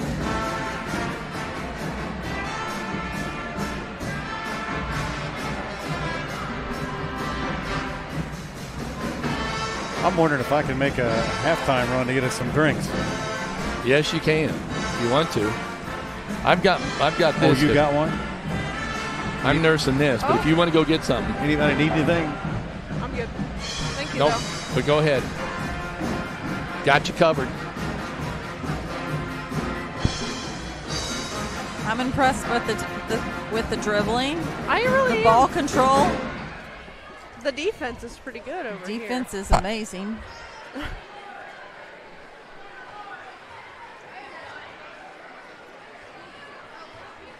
Thank you. So we have a comment here from Joey Kaiser that says, I believe the record is 8 3-pointers in a game set by Liv Robertson when she was in high school, and that would have been around 2010 to 2011. I'm not sure if it's been broken since then, but go Addie McKee. I don't think so. Yeah, she's got 6 so far. That would be nice to see a record broken tonight. But more importantly for the Miners, I'm sure they would rather. Oh, we've got the substitute clear off the bench. We also want to give a couple of shout-outs to those. As we always say, if you comment on our Facebook post, we would like to be able to mention you in the broadcast. Melody Thewis says, watching from home, sweet home with Papaw and baby Addie. JCD Gregory says, watching from home and go Miners. And then Joey says, Addie, Liv, Bella, and Abby, go Miners. So very, very excited to be able to bring you a little bit of this halftime action. We do want to provide you a few sponsor ads here while we have a few moments. Fish Monuments, located at 289 A Street Northeast, will meet with you to design your special cemetery monument. So whether you're pre-planning or have experienced the death of a loved one, please contact Fish Monuments in Linton or reach them by phone at 930-236-3002. Are you looking for TV or high-speed internet? Give Mike Morin a call at Midwest Satellite. He offers dish TV plans starting at $91.99 a month and T-Mobile high-speed internet for $60 a month. Call Midwest Satellite at 812-847-8848. Call Mike. He will treat you right. And they're back at the substitutes off the bench are now in the ball game, making their best effort. Let your Indiana Farm Bureau insurance agent, Jathan Wright, help you think about insurance. Stop by the office, submit your information online, or give him a call at 812-798-2615. Call Brock Annderson for your home repair and building needs. With over 25 years of experience in the construction field, we strive to have you come home to quality. Call Brock at 812-798-5583, and he says, go Miners. Marsh Madness Sand Hill Crane Festival is brought to you by Friends of Goose Pond in partnership with Goose Pond Fish and Wildlife Area. Kickoff is Friday, February 14th, easy to remember for Valentine's Day, and all day Saturday, February 15th, 2025 at Humphreys Park and Goose Pond Visitor Center. So visit them for more information at www.friendsofgoosepond.org. And Save-A-Lot, proud to be your hometown grocer. Save-A-Lot encourages you to switch to their brands and save. Download their app for rewards, super coupons to save on your favorites, or stop in every Wednesday, just like Kevin, and pick up a flyer to show exactly what all is on special. Remember to shop the dot and save a lot. Shop the dot and save a lot. And I do have, Kevin, a quick update here. Okay. Shot. Oh. Addison tied that record of 8 at Bloomfield last season, actually 2 seasons ago. I'm not sure who this is, who texted me. So if you're listening, please let us know that you sent that to us so we can give you credit. So it looks like Addison tied the record of 8 at Bloomfield 2 seasons ago. So if she gets another. We've got the best viewers and listeners. We do appreciate you letting us know, and feel free to check in with us as well. Brynn, do you remember that? I do. Now that 8 she threes? mentioned it, as we were talking about it, I was like, I feel like Addison has done it, or like she's either beat it or gotten close. But I do remember her tying it because it was a big deal on the bus ride home. I remember everyone was so excited for her. And I love Addison with my whole heart, so I know that made her really happy too. We should also mention that Autumn Trace of Greene County is the perfect setting for seniors to call home. Seniors can live as independently as they wish while enjoying as much supportive care as they request in their daily lives from their 24-hour care staff. Call Jessica and her friendly staff at 812-699-4464 to schedule your tour. Come and find out why so many of your friends and neighbors have already picked Autumn Trace as their choice to age in place. I'm going to bring Big D up to date. Our viewers are so wonderful. Addie McKee hit 8 3-pointers in a game last year, and Brynn now remembers that tied the school record. And so now, that tied my niece. Who is? Olivia Robinson. She hit 8 against Shakamak. We actually just mentioned that. We said that. Yeah, and we should say special thanks to Dara Pilot, who was kind enough to send all that information to us in a text message, as well as fantastic. Joey Kaiser, who mentioned that that she had thought maybe that she had tied Liv Robinson. I tell you what, she's got a good opportunity. And if Liv hit the 8 to make the record against Shakamak, it would just be cool for her to break that record against Shakamak. Which, I mean, if she's already at 6 right now, yes, she's at 6, and it's not even the second half. There's a really good chance. Pretty good chance. By the way, of course, the most important thing is just winning it. Records are when I went down, but they're meant to be broken. Yep. When I went down by the little girls down there, the blue team tried to recruit me. They didn't want me to score. They just wanted me to make room so that they could do layups. I'm surprised they haven't come up here and tried to get Brynn out there. Yeah. Oh, no. They would remember. Oh, no. Oh, no. They would remember her. In her Purdue apparel? Yeah. Well, we should mention that, we're not going to ask you who you're rooting for tonight for Indiana University or Notre Dame. I will say that my heart is always with IU, but my bucket list is to watch a Notre Dame football game. Well, I'm a Notre Dame. Well, I'm a Notre Dame fan as well. I've been to a Notre Dame game, so I got you on that one. I'm gonna I've go been to IU. one. I'm gonna go to IU. I would have let you go to the Purdue Notre Dame game with me, but Purdue got slaughtered, so it wasn't much of a game anyway. My wallet went to IU 4 times, so I'm for IU. 4 kids. I really thought when I first sent the first 3 that the 4th one would be free, but it didn't work out that way. As a Purdue student, it would be cool to see IU win just because it's, the Big Ten, and But I want them whoever wins, I'll root for them for the rest of it. So. I want them to represent. It'd be. I mean, I'm a Notre Dame. You want guy Indiana too, to be, but you'd like for it to be a game instead of it. You don't want it to turn into a kind of the Ohio State. But all that snow and all that wind. Seeing those pictures today, I wonder how many people who bought tickets decided maybe it's time to flip those. Yeah, when I went, they hadn't renovated it. It was against Michigan, and we were literally like, what? You got to go to the guy next to you real well. Huh? And that game ended up in a 10-10 tie. And the band is way over on the other side. How are they so loud? I give them props because, sometimes even in our gym it's hard to hear the band, and I think that they're probably pretty close to the size we have, and they're really, really well. Really they play together and they're really loud. They are filling the room. I really love listening to live bands, so this is making me happy. Now we should mention to all of you that are watching, at the conclusion of this game, we will disconnect pretty quick. We will not be having a post-game show because, as mentioned in our Facebook post, the girls got a pre-game show, the boys will get a post-game show. So we're going to disconnect really quick, and then you will have to go on and go right back to the Indiana High School Athletic Association Champions Network to click on to the boys. This is being done because this is a rule and a regulation of the IHSAA that you cannot have 2 games back-to-back in one broadcast. So we want to be, obviously we want to follow all of the rules, and as we always do, as you see on the screen, Shakamak is 16, Linton 29 on the Stenger Homes scoreboard. And we're getting ready to start the third quarter, which is sponsored by Key Associates of Linton. Call Allie Walton, Mary Beth Gerald, and Audrey Sparks to help you every step of the way. They are your key to the very best. Tell you what we need to broadcast is a battle of the bands. That'd be interesting. Yeah. That's what they could add that to this event. Brynn makes a real good point. The numbers are probably about the same, although I think the Linton band has gotten a lot better this year. I think they're doing really well. I agree. I think this new band director has kind of moved things around I'm where the with sound you. is more equal amongst the bands instead of just targeted in a few areas, because we were really low on brass my senior year. And obviously they have a bit more brass over there.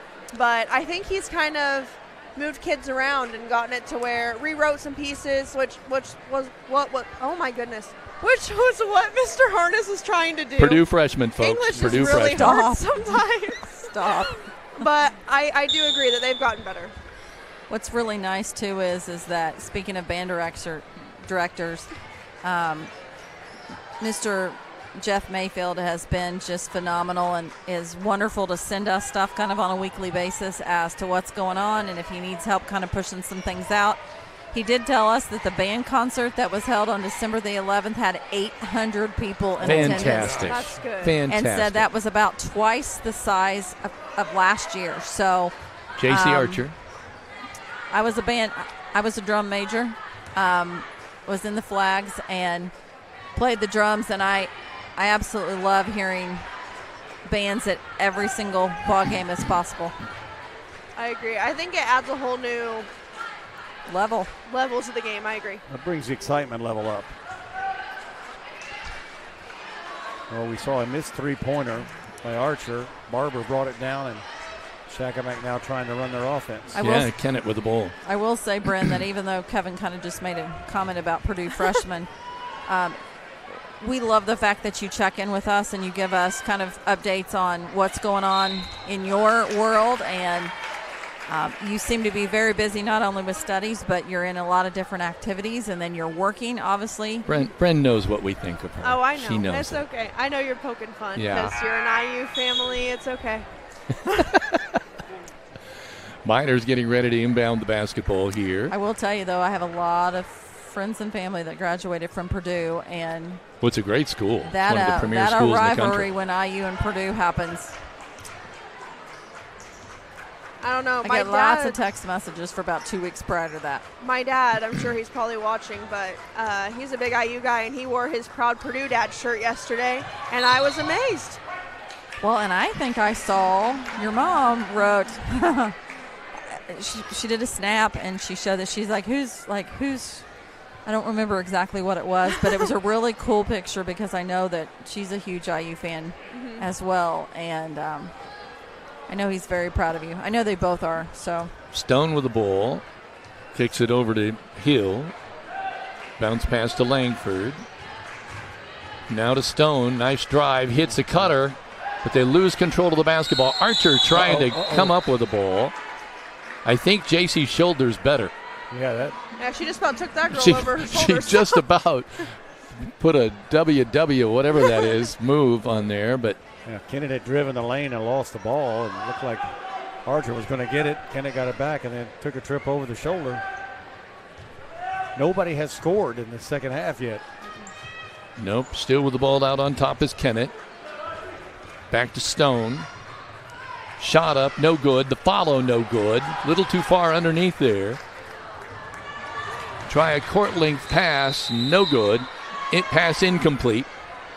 It was a good look. She was trying to advance that ball, but sometimes it's really hard to execute those. So I didn't see who threw it. Bella Franklin tried to get it down there. Miners now 6 turnovers to 9 for Shakamak. Shakamak coming the other way. Nice feed on the left-hand side to Hill. She goes up with it. It's blocked. Blocked by Olivia McKee. And no foul call, but the ball goes out of bounds. It'll belong to Shakamak. I really am proud of Liv because she has gotten so much tougher and grown so much as a player compared to last year. And you can see that when she has these matchups here. Shakamak inbounds the ball. Shot up on the right-hand side by Kennett. No good, but they're going to call a foul. 2 shots. Audrey kind of leaned into her there.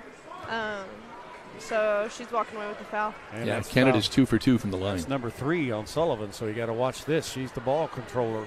Yeah, good point. 3 fouls already. That free throw by Kennett is good. And that's the first points here of the second half. We're at about, 2:12. Without any points scored. And they hit the second one as well.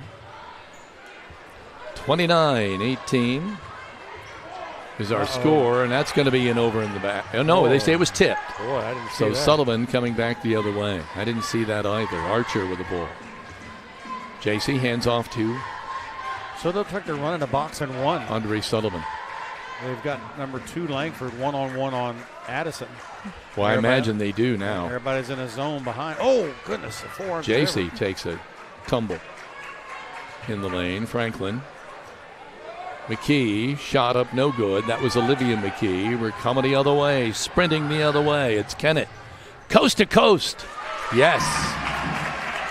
Madeline Kennett with 4 points in the second half, and that's the only scoring we have in the second half. The Miners have yet to score. This is Rader Media Sports.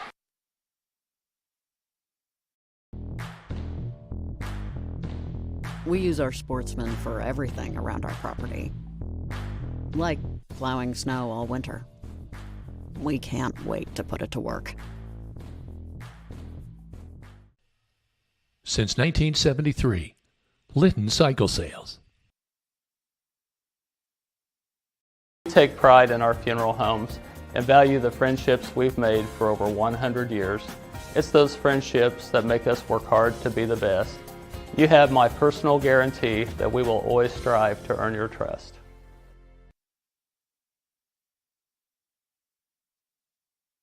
Welcome back. 4:59 to play in quarter number 3.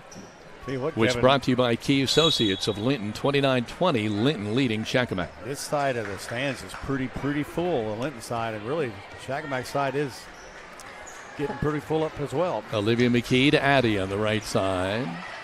They're seeing quite a show. JC Archer wants to drive. Can't, gets tied up, loses the ball, it goes out of bounds. A little indecision, and they call it Shakamak ball. Well, they'll let them play sometimes, and other times they won't let them play. I know, I'm really confused with their criteria. You could see. Langford on the fly, wants to go to Hill. It's picked away by Sullivan. Hill with the ball underneath, kicks it out. Kennett, left-hand side, Langford, yes, and it's a tray. The Miners really need to communicate on their defense here. 7-0 run by Shakamak, 29-23 Miners by 6. And that was a Walton Funeral Service. Bella Franklin answers with her own Walton Funeral Service tray. That was her huge. first points of the ball game. And Miners' first score in the second half, and it comes with about 4 minutes remaining in this quarter. Shot on the right side, wide open shot, no good. They're going to let that ball go out of bounds. It was an attempt by Hernandez.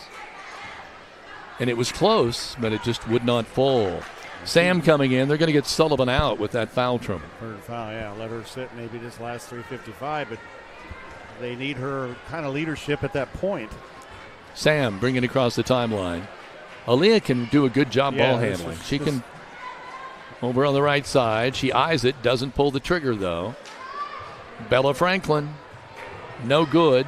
Sam with a rebound, but she's got to get the ball out. She does. Great play. McKee inside. Franklin moves around underneath and can't make it fall. Shakamak coming the other way. Nice trap over on the left corner. They're going to have to call a timeout. Great defense by the Miners. I think Coach Van Evender said, you know what? What we're doing is not working. Right. 3:24 remaining here in the third quarter. It's 32-23 in the Stangerholm scoreboard. The Miners leading Shakamak. We want to remind everyone that we're going to read a few of our Miner Pride sponsors here. The grill is a Linton tradition that has lasted over 100 years and in the same family for the last 40. Open 7 days a week with steak night every Friday and Saturday night. You may dine in or carry out, just like Kevin and I did for lunch. Oh, you're kidding me. At this cheeseburger, eatery, grilled cheese, extra pickles. At this eatery located in the heart of downtown Linton. Is your family protected? Contact Indiana Farm Bureau Insurance Agent Alicia Cornelius to discuss your auto, home, farm, life, or business needs. It's not just about protecting my family. She says, let me help protect yours too. Proudly serving Indiana, call 812-582-8941 to speak to Alicia, one agent for all your insurance needs. Kevin? Go ahead. Do they have a triple cheeseburger by chance there? You know, I don't know. Yes, I don't get that carried away. Man. They do. I get the grilled cheeseburger. It's like a grilled cheese with a burger patty in between. It's the best. Oh, man. It would be a food coma for me. I'd be out for a week if I ate a triple decker. Oh, a triple would, yeah. Oh, no. Oh, yeah. Shakamak coming up with the ball. They've really shown some moxie here in this third quarter. Stone with the ball out on top. Looking to the left side. Kennett puts the ball on the floor, starts to dribble to the lane and kicks it out. Kennett gets it back. Kennett's been really good tonight. She has. For Shakamak. She had 9 points at the intermission. Add 4 to that in the second half. 13 points. There's a great tray by Madeline Hill, her second tray of the ball game for 6 points. A Walton Funeral Homes 3-point shot. 32-26. The Miners' lead is down now to 6. Right side, Franklin. Cross court, Sam. Archer. JC out on top, wants to drive, kicks it out to Sam. Pass over, Olivia McKee off the back iron, no good. Archer with a rebound. She'll take it back up. Shot won't go, but she'll go to the line and shoot 2. 2 big offensive boards the last 2 series. The Miners they've not. Oh yeah, we have scored. I've said it probably every game that I've been with you guys on, but I'll say it again. I really, really, really want to see the Miners kind of put a body into somebody on these rebounds, because JC just pulled that one down, yes, but there's multiple that or the Miners could have had if they would have just made space for themselves and really tried to secure that ball. Second free throw. Boy, she missed them both. JC Archer missed them both. And it's still 32-26, 6-point ball game. Shot up no good. Hill with a rebound. But McKee ties her up and Olivia won't let go. Jump ball. We'll see what the magic box says. It is Miner basketball. Nice effort by the Miner. I believe that was Olivia. It was. That was some serious wrestling for the ball. She would not let go, which was what you got to do. It's tough. Addie McKee to Archer. Archer looking for a cutter. She finds one. And Olivia McKee back out on top to Sam. And this boxing one has Sam to Archer. Has worked wonders for Shakamak.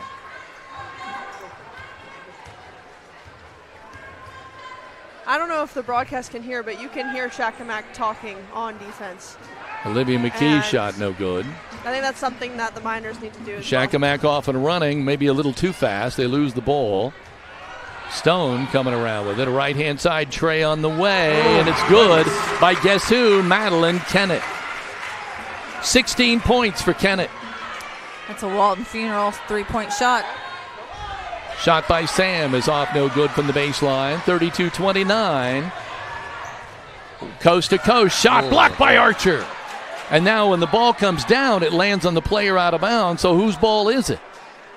Shakamak player was laying out of bounds. It should be Miner ball. Yeah, that's right.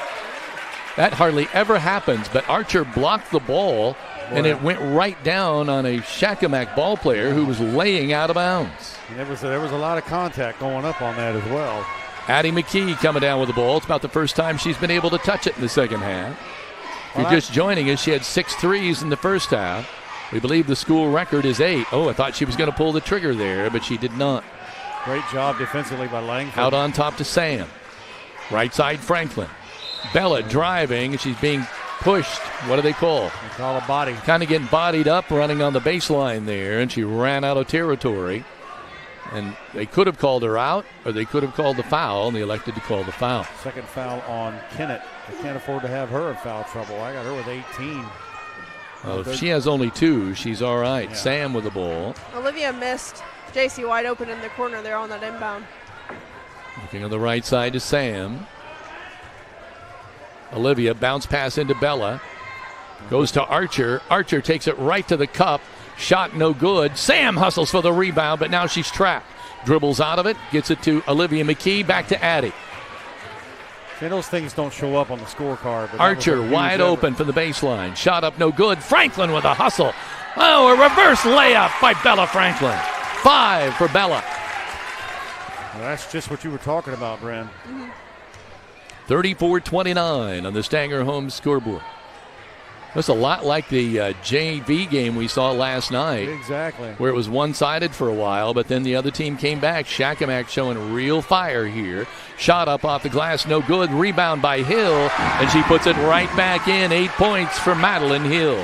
5, 4, 3, 2, 1. Does she know how much time's left? Shot up, it will count, but no, off the back iron by Bella Franklin. At the end of 3, it's 34-31. We got a ball game, folks, and we got 8 minutes to decide it. This is Rader Media Sports. At Crane Credit Union, you can expect a personalized experience from people committed to your financial well-being. When you visit one of our 18 branches across southern and central Indiana, you will be greeted by our team that is committed to supporting your financial needs, dreams, and possibilities through all the stages of your life. From youth and teen accounts where it pays to get A's, to auto and personal loans that are processed completely within your local branch. Your local staff can assist you with mortgage and home equity needs, and when the time is right, we can help you with your IRA retirement accounts. We will be with you every step of the way. Crane Credit Union, building relationships since 1955.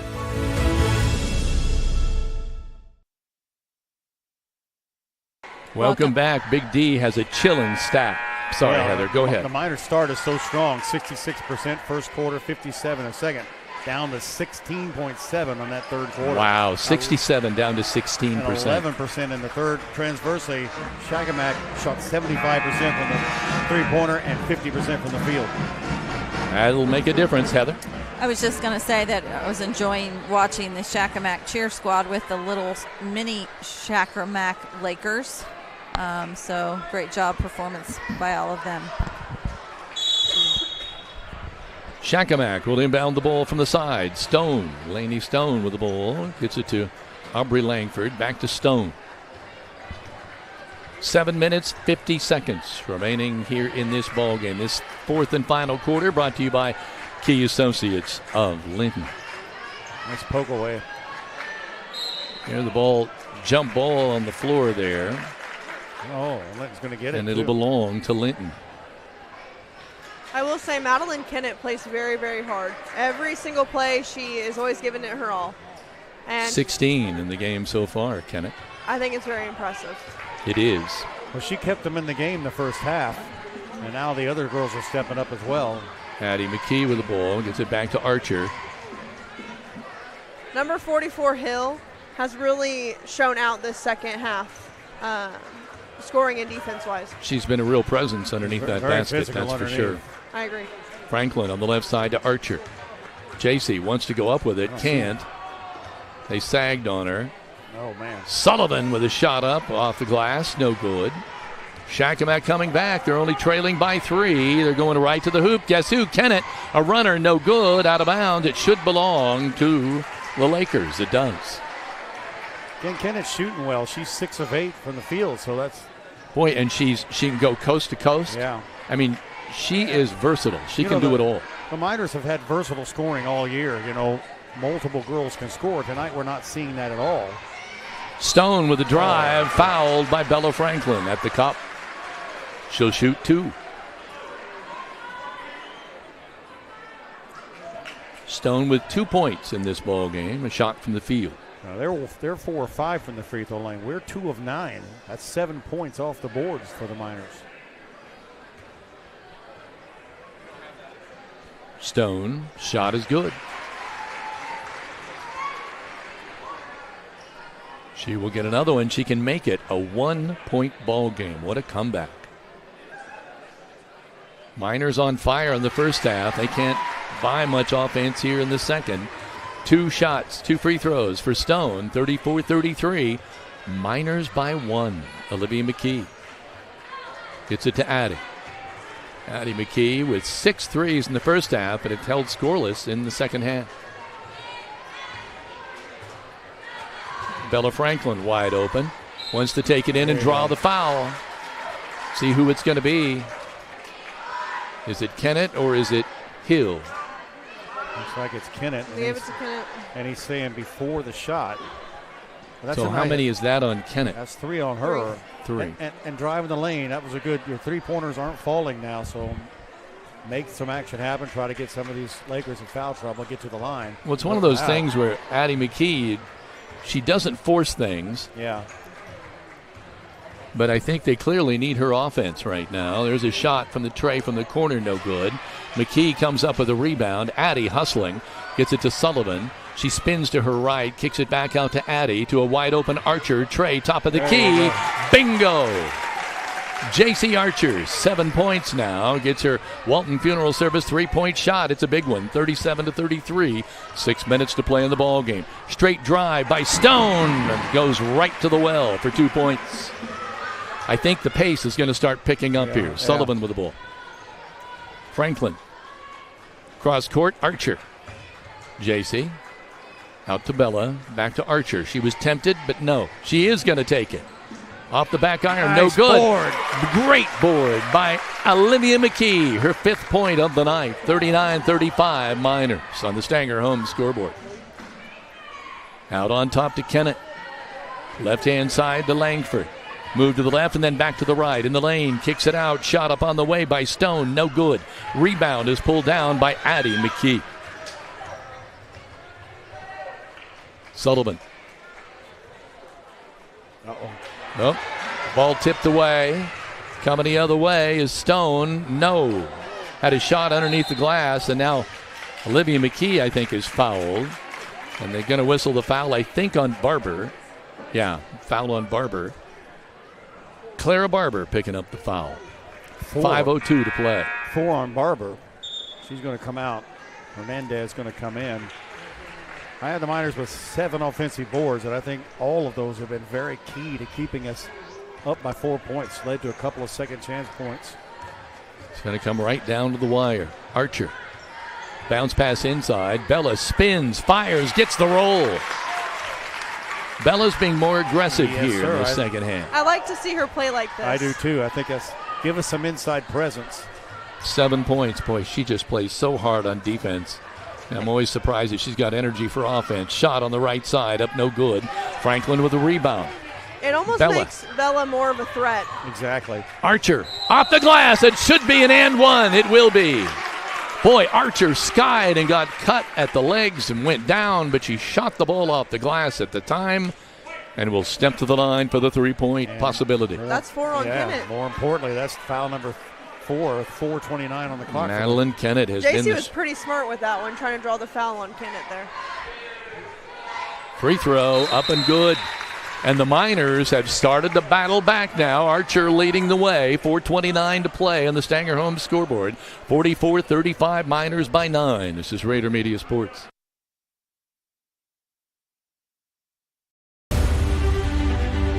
City Linton employees are dedicated to providing the best and most reliable utility service, security, and safety for its families and students.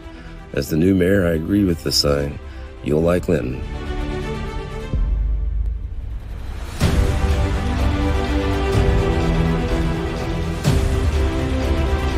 But you'll really love our Miners.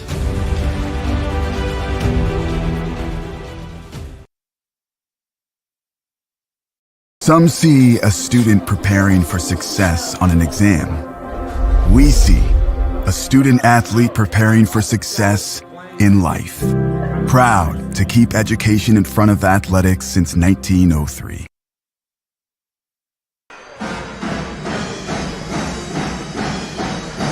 If you can't tell, we're back. And you know, we're sitting across the gym from the band. I think we're in a good location. I can feel every note. Yeah, I bet so. And I love it. In these bleachers, I can feel.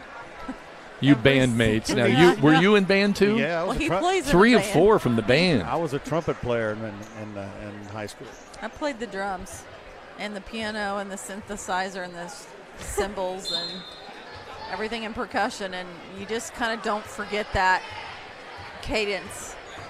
Stone coming across the timeline. It's to Langford. Defense is amped up a little bit for the Miners. Back to Kennett. Oh, I'm not sure. Loose ball there. They get it off the floor. Sullivan tips it out of bounds. It'll belong. Oh, no. They're going to say, I thought Sullivan tipped it out, but Madeline Hill thought the same thing, but the referee said it's Linton ball, and the Lakers, understandably, are not happy. 4 minutes right on the clock. Sullivan, who's been quiet tonight with 4 points, she's had some foul trouble, tries to get it inside to Bella Franklin, and she's pushed from the back. Bella couldn't bring the ball in. As a post player, I know the pain of getting that foul called on you. Yeah. But it's definitely something that a lot of people, or a lot of posts, tend to do. It's just because most of the time the ref can't see it down underneath. You could see Bella whole body get pushed forward. There's a strip. There's a strip.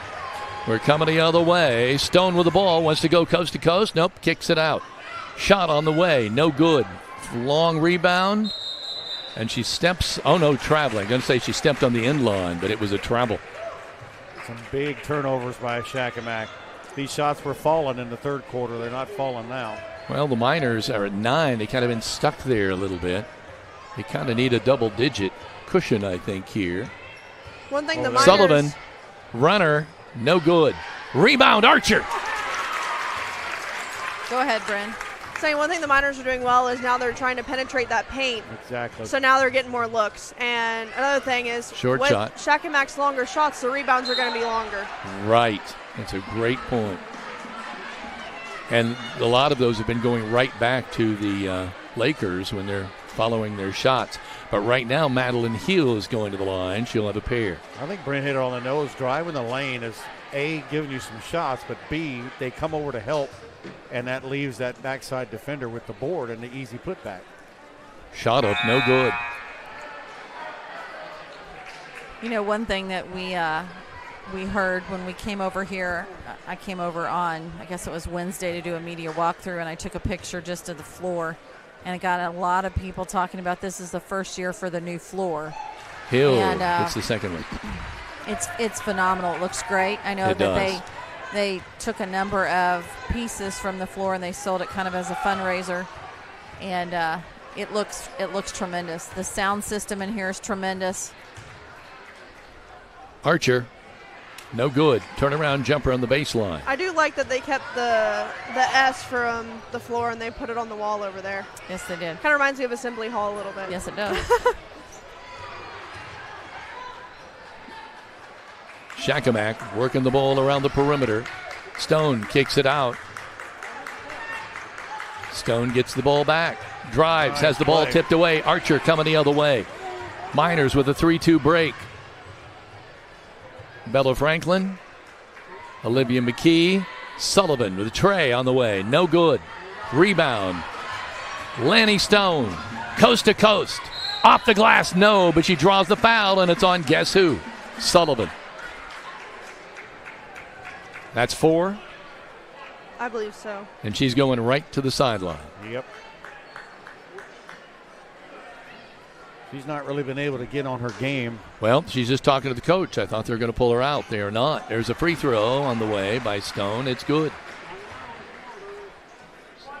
7 points for Lanny Stone. She'll get another. You know, you talk about how there's a number of athletes that are multi-sport athletes, and Stone is just one of those. She runs track, she plays volleyball, and basketball. Very athletic, as is her sister. And Laney's very involved as well, and I think that's what really makes a student athlete so important. They try to go in, and they sag in on Addie McKee. Look at 3 Lakers around her. Keeps them. And she touches the ball, they are all over her. They've done a great job. And she's not scored in the second half. I don't think she's been able to do anything. 1 3-point attempt in the second half. 18 at intermission and scoreless in the second half. But the Miners also have an 8-point lead with under 2 minutes to play. There's a foul. I think they called it on Bella Franklin. No, they call it on 20. Oh, it's called on Barber, Clara Barber. And isn't that 5 on Clara? Yeah. 5 fouls on Clara Barber. She will head out.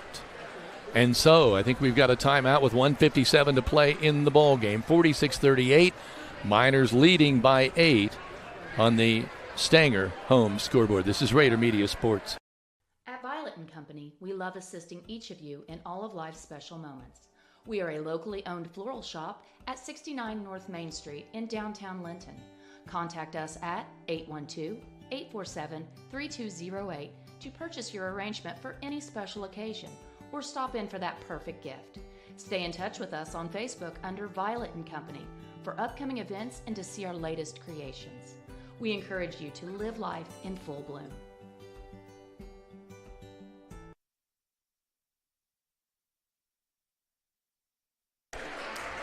Welcome back to Rader Media Sports.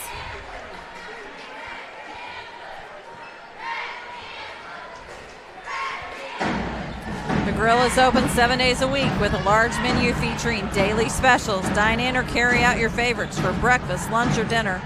Located in downtown Linton, this family-owned business has something for everyone, and it's a perfect season for camping. Give Audrey Sparks at Richard Brown Assurance a call to get the best protection for your camper. Now, Heather, are there special instructions as far as once this game is over? Once this game is over, you're going to essentially disconnect from this broadcast because, as a reminder, we're not going to have any post-game show because we're going to have to essentially flip to get to the other broadcast. So you'll disconnect, and then you'll find and I can tell you exactly what it says. It's going to say Linton Stockton at Shakamak 2024 varsity boys basketball, and you'll go ahead and join that rather. And then at the end of that boys broadcast, we will be doing a complete wrap-up post-game show for both games. Shot up no good by Stone, but she'll go to the line. She is 4 for 4 from the line. 2, 4, 6, 8 points total on the night. She'll get 2 more. Yeah, Archer thought she got the ball, and she just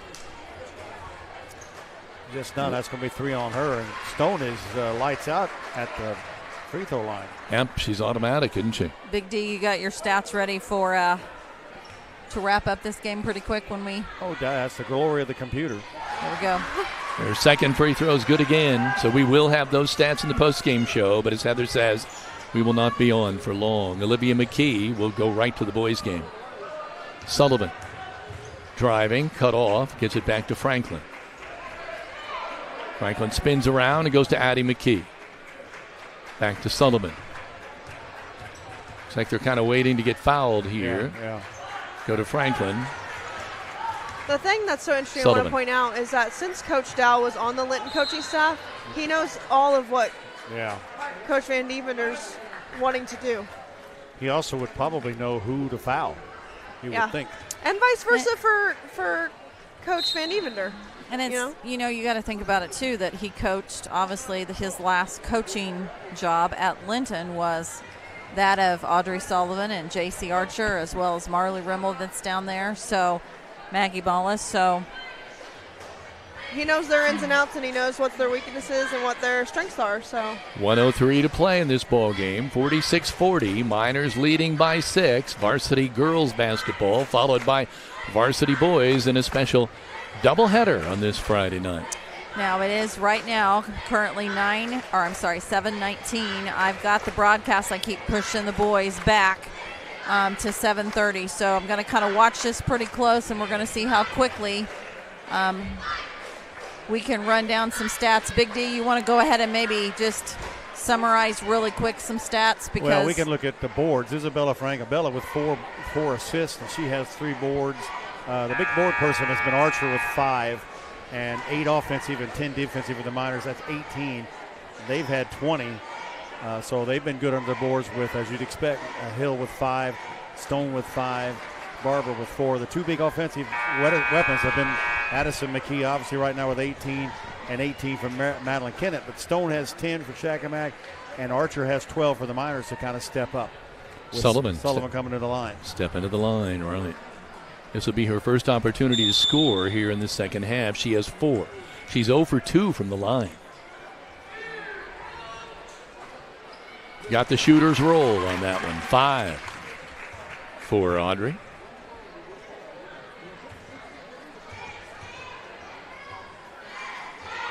Second free throw on the way. In and out. But what hustle by McKee to get that ball. She throws it out to her twin sister, Addie, who hands it to Bella Franklin.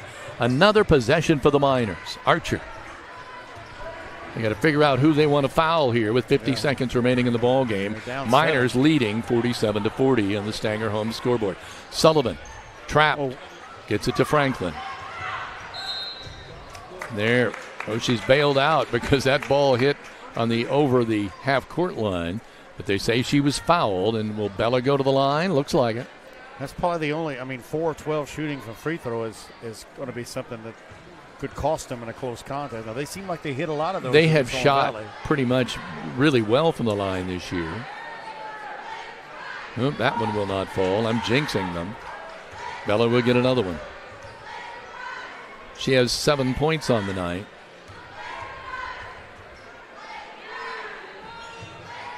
The second one rims away. No good.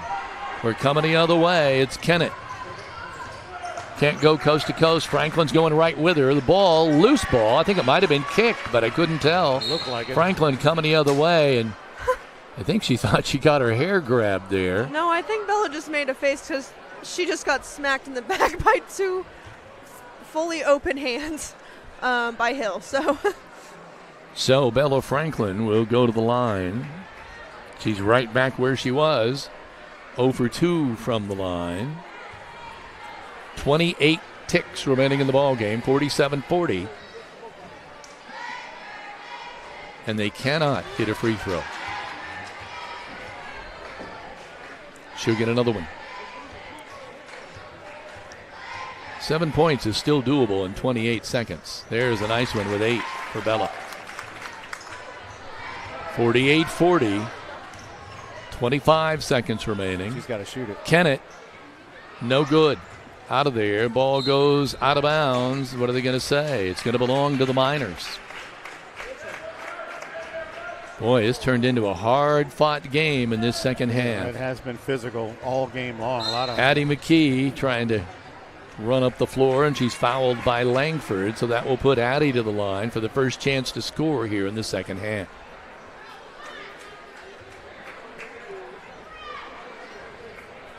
Going to draw this into this game out. Well, this could be Addie's chance to finally get on the board. I think we had the odds probably 90% that she was going to break that three-point record. Yeah, 0 for 1 from the line. But she nails that one. She's a gamer. Got another one to come. 19 points now for Addie.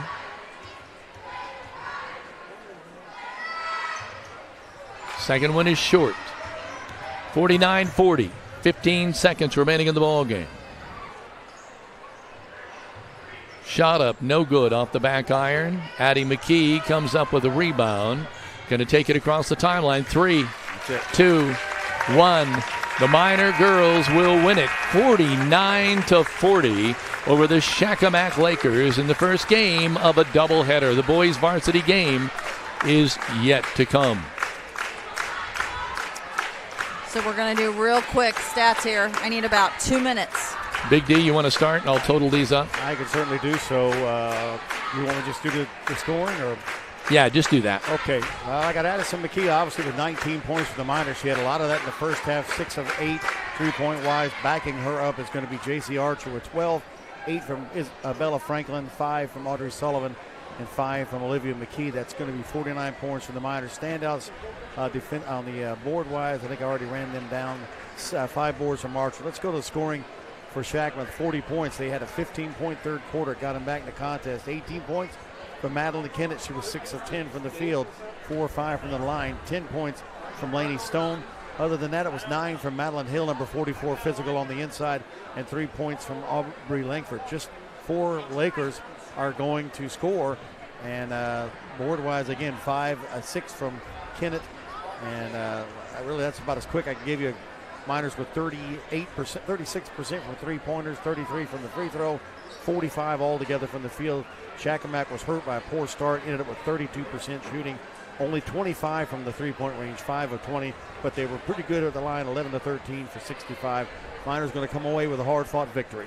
All right, one thing I'll add, Addie McKee had 1, 2, 3, 4, 5, 6 trays in the first half, but only scored 1 point in the second half. Lakers did a good job, but the Lakers will lose this one, 49 to 40. The Miners on top. Heather?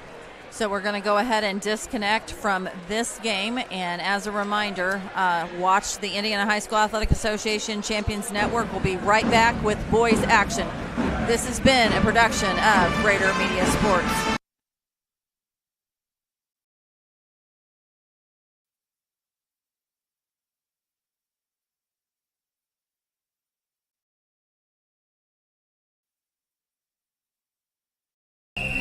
Some see a student athlete working on his shot. We see a powerful lesson in persistence.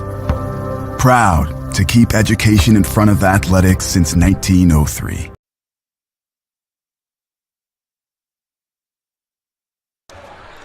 Welcome back to Linton Miner basketball as the Miners on the road visiting the Shakamak Lakers tonight. There are 2 kegs out at center court. The girls basketball team for the Linton Miners have already pirated 1. Will maintain possession of that. This another one on the line tonight is 3-0 Linton faces 3-2 Shakamak Lakers. Again, Big D, Dan Phillips. We've also got Brynn Annderson with us. Yours truly, Kevin Rader, Heather Rader, all here courtside for what really is a great rivalry. Heather? Well, we want to mention first off that we are in the Jordan Vaught Insurance pregame show. Call Ross and his friendly staff in Bloomfield at 812-384-3535 for your home, auto, and life insurance needs. His staff treats you like family, making sure that you are covered. So please give them a call as needed. And we're going to take a really quick time out to hear from Jordan Vaught Insurance. This is Rader Media Sports.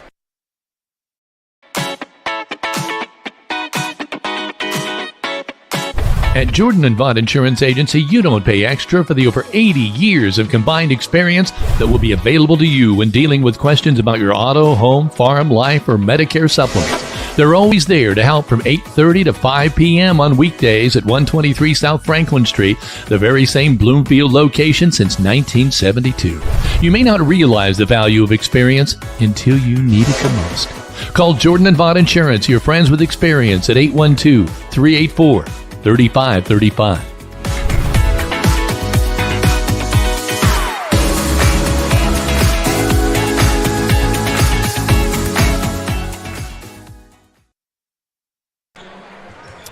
Welcome back to Rader Media Sports, and we'd also like to give a few shout outs to those sponsors that you are going to see in rotation during tonight's broadcast. First off, scoreboard sponsor is Stanger Homes.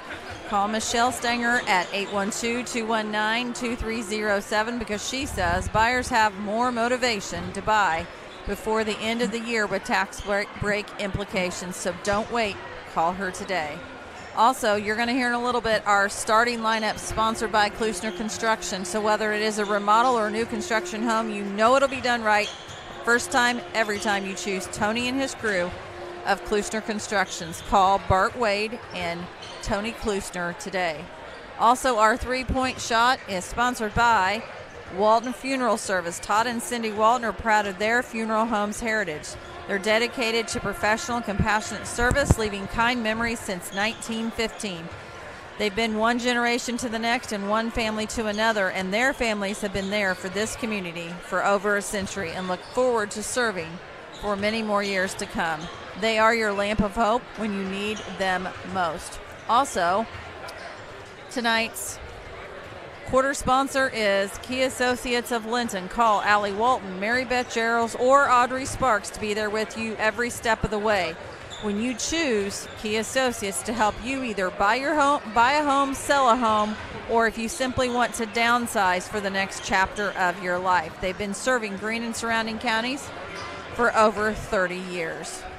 Also, stay tuned to the E2 Custom Creations post-game show that we will have a complete wrap-up of both the girls and boys ball games tonight. And E2 Custom Creations is now taking pre-orders for Valentine's Day, Mother's Day, and Class of 2025 graduations. They can help you create the perfect personalized gift for that special someone by laser engraving on a variety of materials. So if you have an idea or need help creating one, give them a call, 812-798-0174, or find them on Facebook today. Kevin? Well, it took me the whole girls' game to realize I could stand up.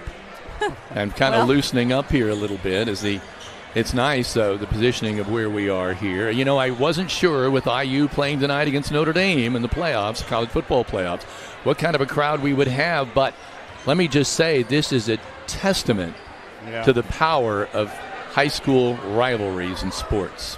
Yeah, I mean, we were talking a little bit earlier, and I think in the girls' broadcast, small towns that just live 9, 10, 15 miles from each other, that's what makes them rivalries. It doesn't make any difference the record, because everybody knows everybody so well. You know what the teams do so well that if anybody's going to give you your best game, it's going to be that team you've played every year since you were in the 5th grade. Everybody knows who the shooters are, who the tough guy is. So it makes it exciting. And Shakamak and Linton, for those who aren't from this area, what is it, 9 miles from the city limits to Jasonville? More than likely, and I think too that it's so nice too because a number of these, I mean, I see some players that are on Shakamak that actually have cousins that are on Linton. Oh yeah. I see Madden Husband that is number 23. He's cousin to Blake and Braden Husband from Linton, who were on the minor baseball team. Wow, he's one of them at Vincent University now, I think. Correct. And then, you see a number of, and I know you might be able to chime in here, of any siblings, Brynn, or not siblings, but cousins. To be honest, I don't really know on the boys' side. I just know that a lot of these boys are pretty close with people that are in the surrounding area. They have friends from all the different county schools, and so you kind of have to put that into perspective that these guys are playing against their friends that they probably hang out with on the weekends. Well, I see an Ian Sam on Shakamak's late roster, so I'm wondering if that's any relative to Olivia. I don't know. I'm not sure on that. Well, the Miners, as has been well documented, are 3-0 with the success of the football team just now getting started. And boy, what a start that was. Knocking off Mitchell, and then 12 hours later, Rock Creek Academy in a game they led start to finish, and then Purdue Poly, both in the same day. Kevin, you guys were there. The Miners exhibited, quick starts in a couple of games. Another one they couldn't hit a shot and had to hang in there physically. Well, they faced different styles and were able to emerge victorious in both, and that's, I think, a big deal. I think something that's really impressive with the Linton Miner basketball team this year is their depth. You had the starting 5 from last year, but now you've got Jake Rose, Reuben Goodman, Tucker Lint, Gage Sullivan, all those 4. They're almost 10 deep. And if you can go 9 deep or 10 deep on your roster, especially in 2A, that is an advantage. And every one of these kids you mentioned can hit from anywhere. And Lynn has added so much on the inside boards. A physical presence, he really has. So it's at the fouling. You can as a coach now, you can kind of up the tempo a bit defensively because you've got 9 bodies, and you might have 10 bodies that could come out there. Shakamak is 3-2. They're coming off 2 wins. North Knox 79-71, and then Washington Catholic on the 14th 83-7 Yeah, I know that's not a misprint. They've lost to Sullivan 47-36 and to Vincennes Reveille. I'm sorry, they lost to Bloomfield 71-57. Opened up with a loss to Reveille 64-28. But basketball, as well as baseball up here, basketball has always been something the Lakers have hung their hat on up here for years and years and years. So it'll be a physical contest. Kevin, you guys were here last night for the JV game, and it was for a while you got lulled into sleep as the Miners were up so far, and then all of a sudden it became a game. It was a ball game, well, just like the girls' game tonight. Heather? Well, I should mention that you mentioned earlier Rock Creek Academy from last Saturday, and obviously this broadcast is what's ahead of us right now, but tomorrow we will travel to Oakland City, and actually the first game at 6:30 is between Huntington St. Joseph out of West Virginia versus Rock Creek Academy. And then the second game at 8 o'clock is Linton versus Wayne, West Virginia. So we're gonna obviously get down there a little bit early. We're not going to be broadcasting the first game, but we're going to get the opportunity to see Rock Creek again. And it's a tremendous ball club, and two West Virginia teams tomorrow. That's going to be a little bit. That's unbelievable. I played music in Huntington, and that's in the middle of the mountains. And I wonder what the enticement is to come all the way from West Virginia to Indiana. Well, there's been a couple things mentioned to us is that, we're playing at a university, Oakland City University. True. And so sometimes people from, let's say, University of Evansville and USI, particularly maybe Vincennes or even ISU, could scout. That's a good point. I didn't even think of that. And we're going to see what the atmosphere is. I will say that the athletic director from Oakland City has been nothing but phenomenal this week, has reached out a couple of times via email as well as a phone call to talk about, when we could set up. And for those of you that are listening right now or those that are going to be watching back on the replay, this is a varsity game tomorrow night only, and it's $8 admission. It's either cash or card, same thing with concession stands. So we will be making the trip down tomorrow night. Darren Clayton is going to sit in with us on color because we know you had a prior commitment. You had a prior commitment, so. Is this at Oakland City University then? Oakland City University. I thought maybe that makes and sense. There is an hour time difference, but Linton will play at 8 o'clock Linton time. Well, we're in for a treat because Darren Clayton knows the game about. I worked with him a long time in football, and he knows his stuff, but. You get him with basketball, you may not have. Isn't he a former coach? Yeah, and a player as well. And you may not have to speak, Kevin. You may just be able to get a pillow and relax. Get him, but he doesn't. He don't like to take credit for himself. But he's a heck of a guy. He's done a game with us before, so. We're going to take a quick time out to hear from one of our Miner Pride sponsors, or maybe a couple, and we'll be back in just a few moments. This is Rader Media Sports. Good at a lot of things, like cheering on the Miners to victory. Indiana Farm Bureau Insurance Agent Jathan Wright is good at making sure your insurance needs are just right for you. That's why Jathan is here to help you work through any questions you might have about your auto, home, renters, business, and life insurance. Then you can get back to making sure the Miner fan section is louder than the other team. Talk to Jathan. Stop in or submit your information online and give him a call at 812-798-2615. Start with Indiana Farm Bureau Insurance and stop knocking on wood.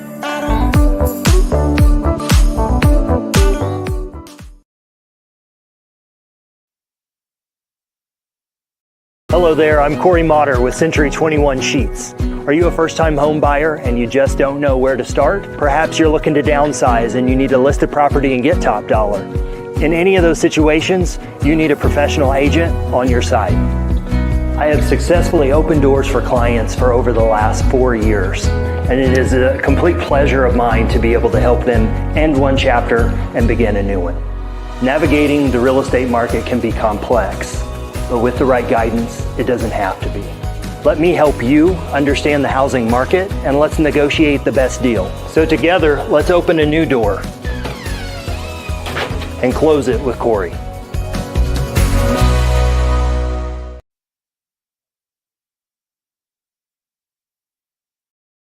3 specialty clinics with 3 top-notch providers right here close to home.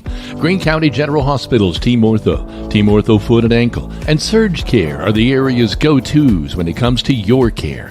Team Ortho is home to the county's only board-certified orthopedic surgeon, Dr. John Hammerstein.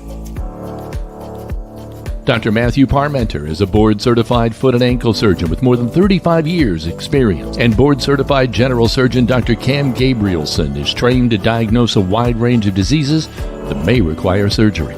Team Ortho Foot and Ankle, and Surge Care, the trio you can trust. They're all part of the Greene County General Hospital family, our family, caring for yours.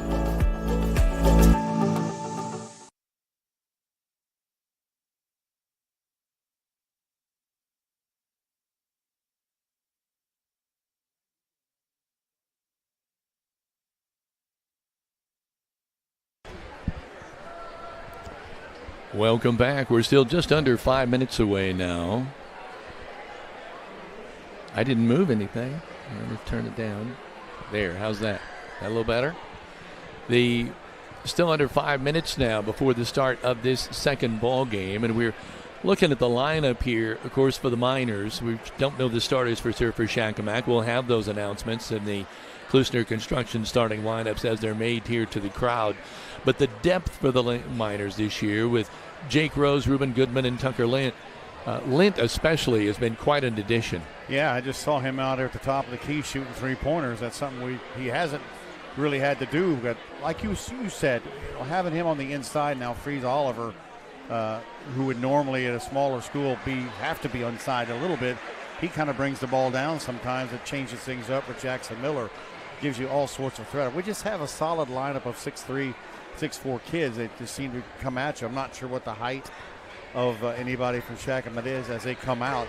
This is an interesting thing, Kevin. The Miners have won 16 straight over the Lakers. You got to go back to 2011 under Coach Steve Brett, longtime Bloomfield coach, for the Shakamak to have a victory, and they had won 5 in a row. Like I say, back in my days in the 80s and 70s and all that, Shakamak was a really tour de force in basketball. So well, they come in with a 3-2 record, which is not too bad. Brynn, I'm going to ask you, when do they move the kegs? They'll take them off before the game starts. They'll make sure they're off. Those guys come running out. They know they're there. You can tell, but it always worries me when I see them come running out. I wonder if anybody has ever stolen the keg. Nobody has realized it. I don't know. That would not be. I'm not challenging anybody. Coach Brody Crow of Shakamak, this is his 3rd year, 13-10 last year. Had a winning record every time he's been here. Of course, he's Coach Britton's 2nd year. I think you guys pointed it out when you talked to him. A little bit more comfortable this year, I think. He looks a little bit more comfortable, I think, as well. I think the Miner fans have taken it to him real well. He just said, move the kegs. Yeah. Coach Britton just said, I want them out of there. Coach started off his career at West Washington. Went to South Spencer, was a Bloomfield for looks like 5 years. Then back to South Spencer for 3 years. Very successful down there. 18-4, 18-6, 21-2. In 23, so 18-5 last year. He seems to fit the program very well. We want to remind everyone that if you're watching our live stream, feel free to go to our Facebook post and make a comment or give a shout out to someone that you would like to have, and we will do our best to get as many of those in tonight's broadcast. I know. I think you were hearing from a lot of viewers in that first game. Were helping us out with the school record as far as 8 threes for a girls basketball team. Yeah, and if you weren't tuning in to that game, 6. Addison hit 6 of 8 in the first half and looked like lightning in a bottle. And Shakamak came out with a box and one. Number 2, I think Langley got on her, and she didn't touch the ball, but I think had 1 3-point attempt and a couple of free throws and got Shakamak right back in that contest, but the Miners responded. The Miners able to hold on and win that one in what was a great basketball game by the end. It'll be interesting here to see what the Shakamak Lakers do against the Linton Miners. Now, we're just about a minute away from the introduction of the starting lineups. You can hear the band. Why don't we take one more break before we start the festivities? This is Rader Media Sports.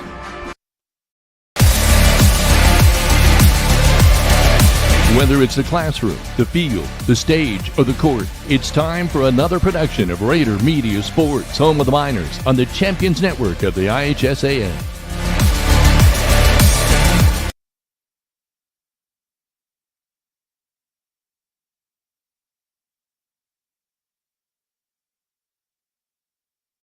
Some see a student athlete working hard in the weight room. We see a future leader learning there are no shortcuts to success. Proud to keep education in front of athletics since 1903.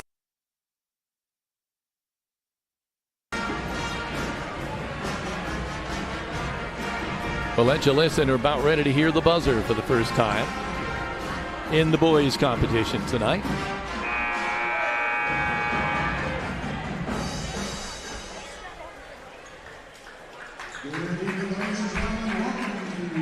Tonight's doubleheader between the visiting Linton Miners and your Shakamak Lakers. Now let's meet the starters. Let's go visiting Miners. With a 6'2" forward as a junior, number 2, Cooper Smith. At a guard position, 5'8" junior, number 3, Jackson Miller. He's brought to you by Klusner Construction of Linton. At guard position is 6'4" junior, number 11, Paul Oliver. At forward position is 6'3" senior, number 12, Hayden Felton. At guard position is 6'3" junior, number 15, Connor Daly. Connor Daly, Hayden Feltner, Paul Oliver, Jackson Miller, Cooper Smith, the same starting 5 that we have seen so far all year and even last year. Let's listen for the Shakamak starters.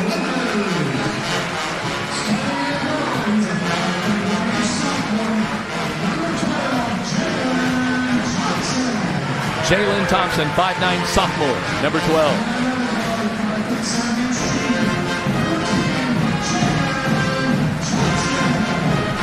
Number 10, Jaden Johnson, 5'7" junior. Number 0, Case Terrell, 6' junior.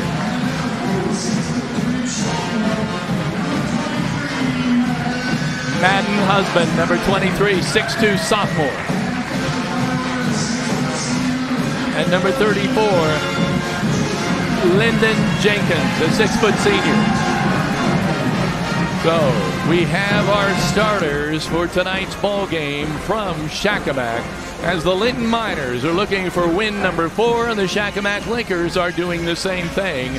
They come in with a record of 3-2. The Miners come in with a record of 3-0. A SWIAC game, and we're certainly happy to bring it to you tonight. Paul Oliver will be doing the opening tip. He'll be doing so against Madden Husband. I already see that Jenkins, 34, he's going to be a load on the inside. He looks like a big physical guy that's going to be intense in the middle. Here's the tip.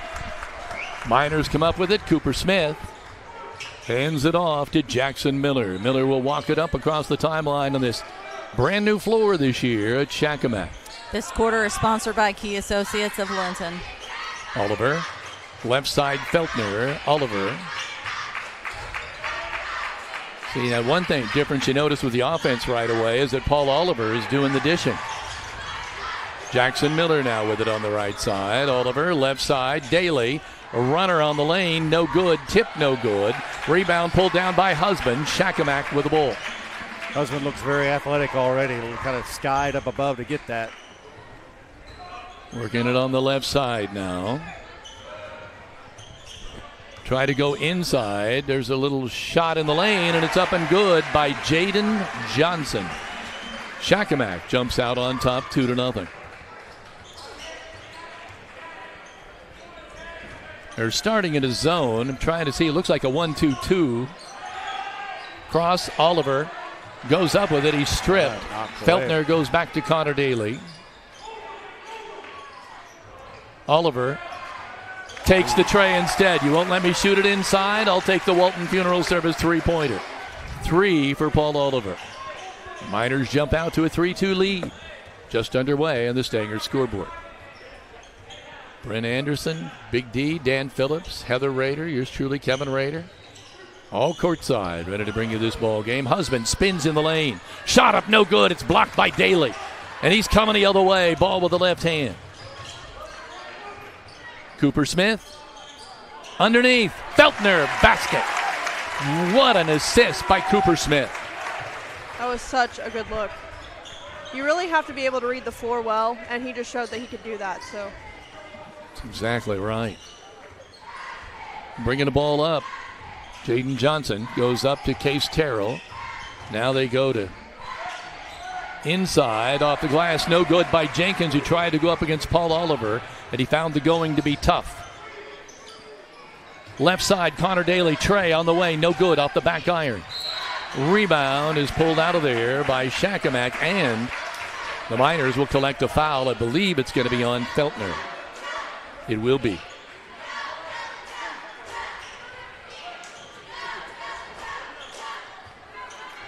So when you look at these starters, Case Terrell 6 foot, Jaden Johnson 5'7", Jalen Johnson 5'9", Husband at 6'2", and Jenkins at 6 foot. So their tallest player is 6'2", and they only have one player that height. And he's playing out above the key. A little trap out on top. Husband will take it. Spin it back the other way to Johnson. Now he'll go inside to Jenkins. No go. Miners come up with the ball.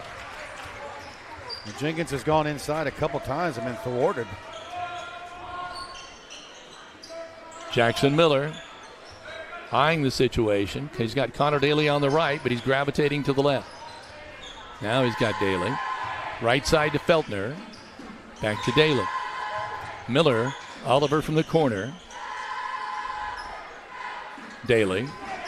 Jackson Miller doesn't want the tray. Cooper Smith sets up in the middle, moves out. Oliver switches to the other side. They go to him. They're trying to find a way to penetrate the zone, and so far they're being very patient about it. Daly. Look, I thought Jackson Miller was going to pull the trigger there, but he did not. Into Cooper. Back out Daly. Right side Feltner. Goes around his man. Nope. Oh, my gosh. There's a great pass intended. Jackson Miller whipped one like a laser toward Feltner, and I think even Hayden wasn't quite ready for that one. He's a receiver, and he didn't even see that one coming. That was a great no-look pass. It was on the nose, too. I mean, it was there. Jake Rose is up, and also is Tucker Lint, as the Miners get ready for their initial substitutions. It'll be interesting, too, to see how deep the Lakers go in their lineup. Lakers with the ball out on top. Moving with the ball is Jaden Johnson. Now they kick it back out. There's a fake by Jalen Johnson, and the ball goes out of bounds. Great defense. Great defense in your face by really every Miner out there. First substitutions of the ball game. Cooper Smith, Feltner come out. Lint. And Jake Rose is an exciting freshman ball player in the ball game. Jake is another person. We kind of talked about Laney Stone earlier in the girls' game. Jake Rose is another kid that is a multi-sport athlete, and he's just so athletic. He takes the tray right in the ball game. He introduces himself. I love his excitement. Walton Funeral Home's three-pointer. He's applauding, slapping his hand like, yes, yes, yes, as he's running back. Right off the bench. First time he touches the ball. 8-2. Miners on top.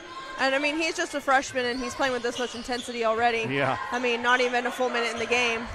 So. Well, he's certainly not afraid to pull the trigger, and that's a good thing. There's a nice runner on the baseline. It's up and good. Is that 0? That's no. Okay, Case Terrell with a great move.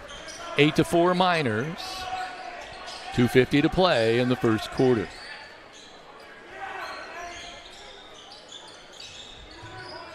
Jake Rose, Daly. Left side, back to Daly.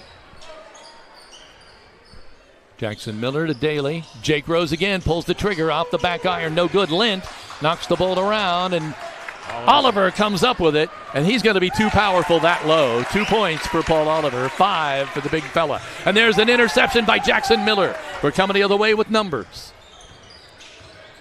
Miller floats to the right-hand side, goes to Oliver on the left. Now in the corner, Daly. Trey on the way, no good. Rims. Rose with the rebound, back to Jackson Miller. To Rose, he backs it up. Bounces it back to Miller. Left side Rose, corner Daly. Rose, Jackson Miller. Floating back and forth, goes to Lint, back to Rose. A tray on the way, no good.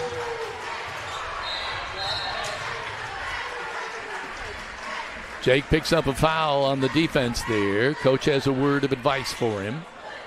Now Reuben Goodman, the freshman, is coming in. Be interesting to see who takes the guard point position here with Jackson Miller headed to the bench to get a rest. The Miners are so deep. They've already gone 9, and we're at 1:45 remaining here in the first quarter. Reuben Goodman's another tough player. I know we kind of talked on it earlier, but I have actually scrimmaged against him, and he is a really, really dedicated defensive player as well as offensive.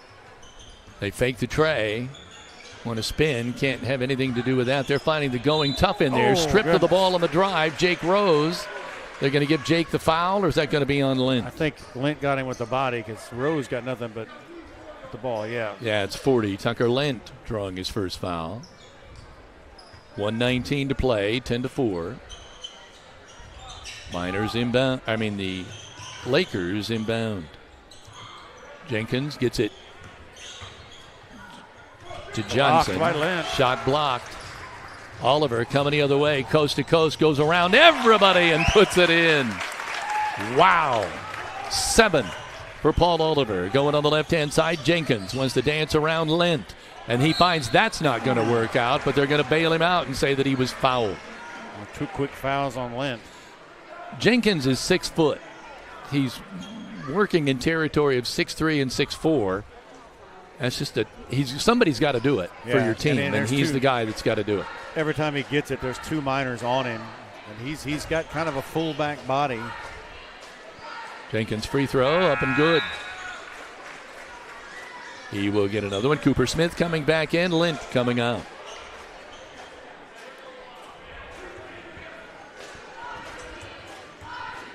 Jenkins will get another. 2 sweet free throws for 2 points. Oliver with the ball. They're going to bring it up against a 3-quarter trap. Goodman with it, no problems. Goes to Paul Oliver. Looks like Paul will be the point guard. On the left-hand side to Daly. Gets around his man, can't close the deal. Kicks it back out to Oliver. Paul starts to drive, kicks it out to Rose. Connor Daly will get that ball. Back to Oliver. Fakes, drives, hits in the lane. Reuben Goodman with the tray. A Walton Funeral Homes 3-pointer. Just from Oliver there. Miners, boy, when you got freshmen who can come off the bench and light up the 3-pointer. Couple of them have done it already. 15 seconds to go in the first quarter. 15-6 Miners are going for the last shot here. Jaden Johnson with a yo-yo dribble out front. Now he starts to move. Goes to Husband. Now to Jalen Johnson. Fakes his move. You got to get a shot up. They do, and it doesn't even draw iron. So at the end of 1 quarter, it is 15-6. Linton on top of Shakamak on the Stanger Homes scoreboard. Fish Monuments is located at 289 North A Street Northeast in Linton. They will meet with you to design your special cemetery monument. Whether you're pre-planning or have recently experienced the death of a loved one, call Fish Monuments in Linton or reach them by phone 930-236-3002 today. If you need an Evolution golf cart, Gaither Power Sports is the place for you. Prices starting at $69.95. They come with an 8-year battery warranty and 0% financing for 36 months is available. Gaither Power Sports is also your Abington e-bike dealer. Gaither Power Sports and Trailer Sales is located at State Road 54, just west of Linton, in business since 2003. Are you looking for TV or high-speed internet? Give Mike Moore a call at Midwest Satellite, He offers Dish TV plans starting at $91.99 a month and T-Mobile high-speed internet for $60 a month. Call Midwest Satellite at 812-847-8848. Call Mike. He will treat you right. So we have some changes in the lineup now for the Miners. It's Jackson Miller, Reuben Goodman, number 33, Gage Sullivan in the ball game, Jake Rose, and I believe Hayden Feltner. Yeah. So if you look at the scoring, Oliver has a tray, Rose has a tray, Goodman has a tray. It's pretty balanced scoring so far tonight. 55% from the field for the Miners, just 29 for the Lakers. Nice drive, too hard. Jake Rose pulls down the rebound and hits the outlet of Jackson Miller. Reuben Goodman on the pass. Takes it on the right side, wants to go back out on top to the quarterback.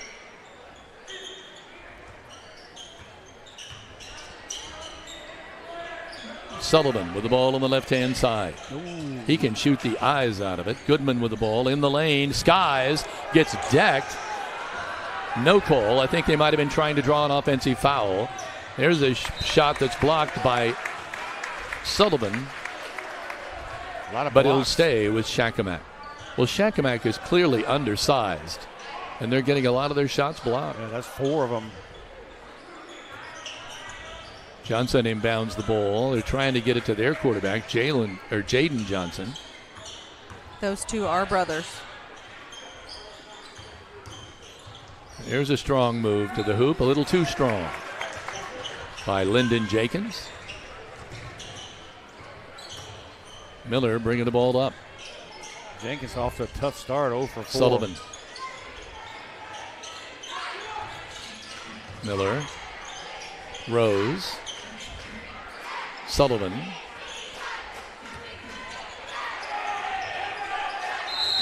No. Timeout. Sullivan was having trouble, wanted to go to the right side. He couldn't, for whatever reason, look to the left, and he couldn't get the ball off on the right. This is Rader Media Sports. Rick Krine's Auto Detailing is the place to take your car, truck, or off-road vehicle for complete auto detailing and cleaning, and a ceramic coat that'll make it shine. Call Rick at 812-201-9551. I'll make it shine like it's mine.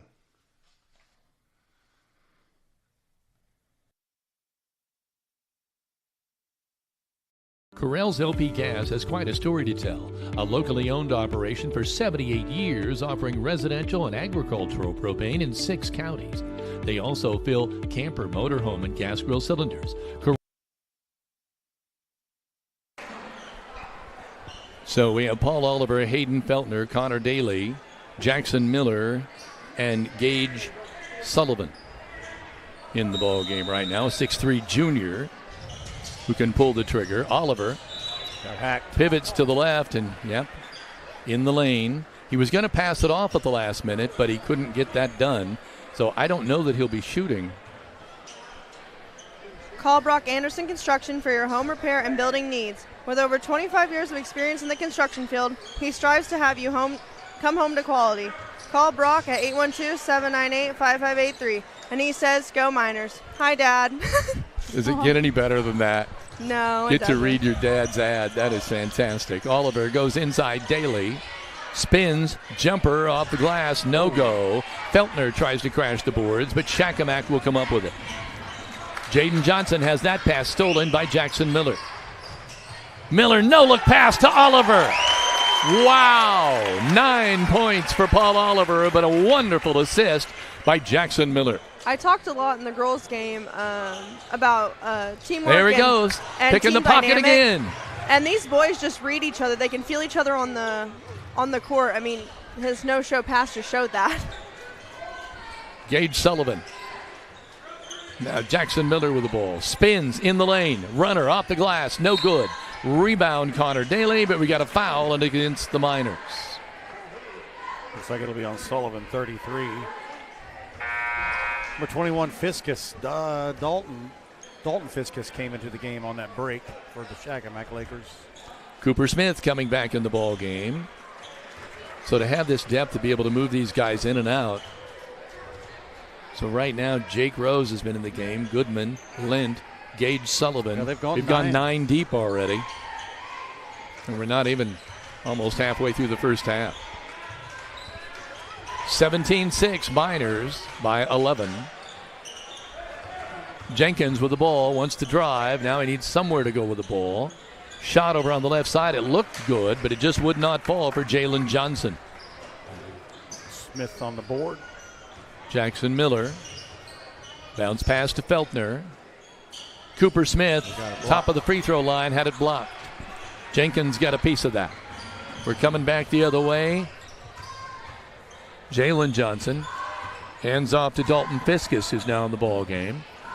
And now they try a little pass underneath the hoop. That doesn't work. Miners off and running out of 2-on-1 break, and Daly gets the bucket.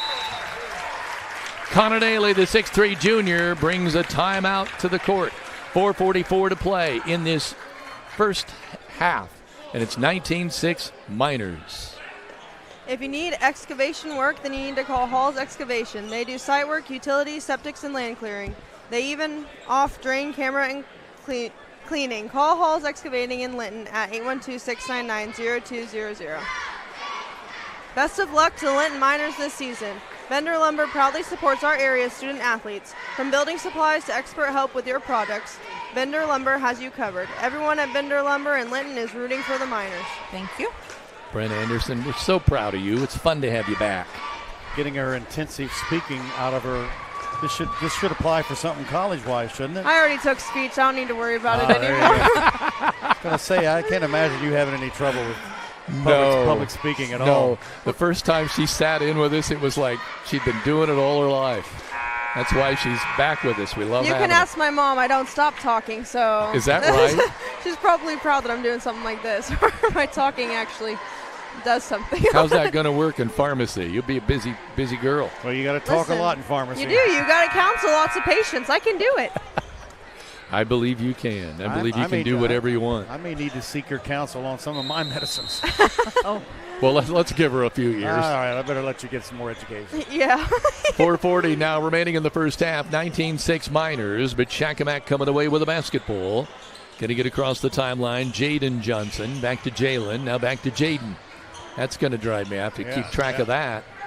Husband with the ball on the left side. Jalen Johnson gets trapped, wants to go to his brother, and he does. Jaden Johnson now back to Jalen. He'll put up the tray. No good.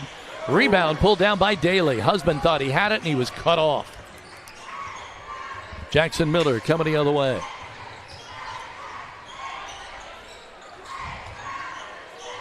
Off the glass. Oliver. 2, 4, 6, 8. 11 points now for Paul, and that's his number on his jersey. 3 assists from Miller as well. 21-6 Miners here. This second quarter brought to you by Key Associates of Linton. But I'll tell you, the Linton defense has been really spectacular, allowing only 6 points. There's another missed jumper. The height issue is just overwhelming. Cooper Smith gets it to Jackson Miller. There were 2 Lakers there, but they could not get to the ball. Oliver across the timeline, kind of shuffles his step. He gets a break there. On the left side to Feltner. Back on top, Miller. Connor Daly, left side. Feltner. Oliver. Great. Underneath, Daly. Great pass and a reverse layup by Daly. Great assist by Paul Oliver. 4 for Daly.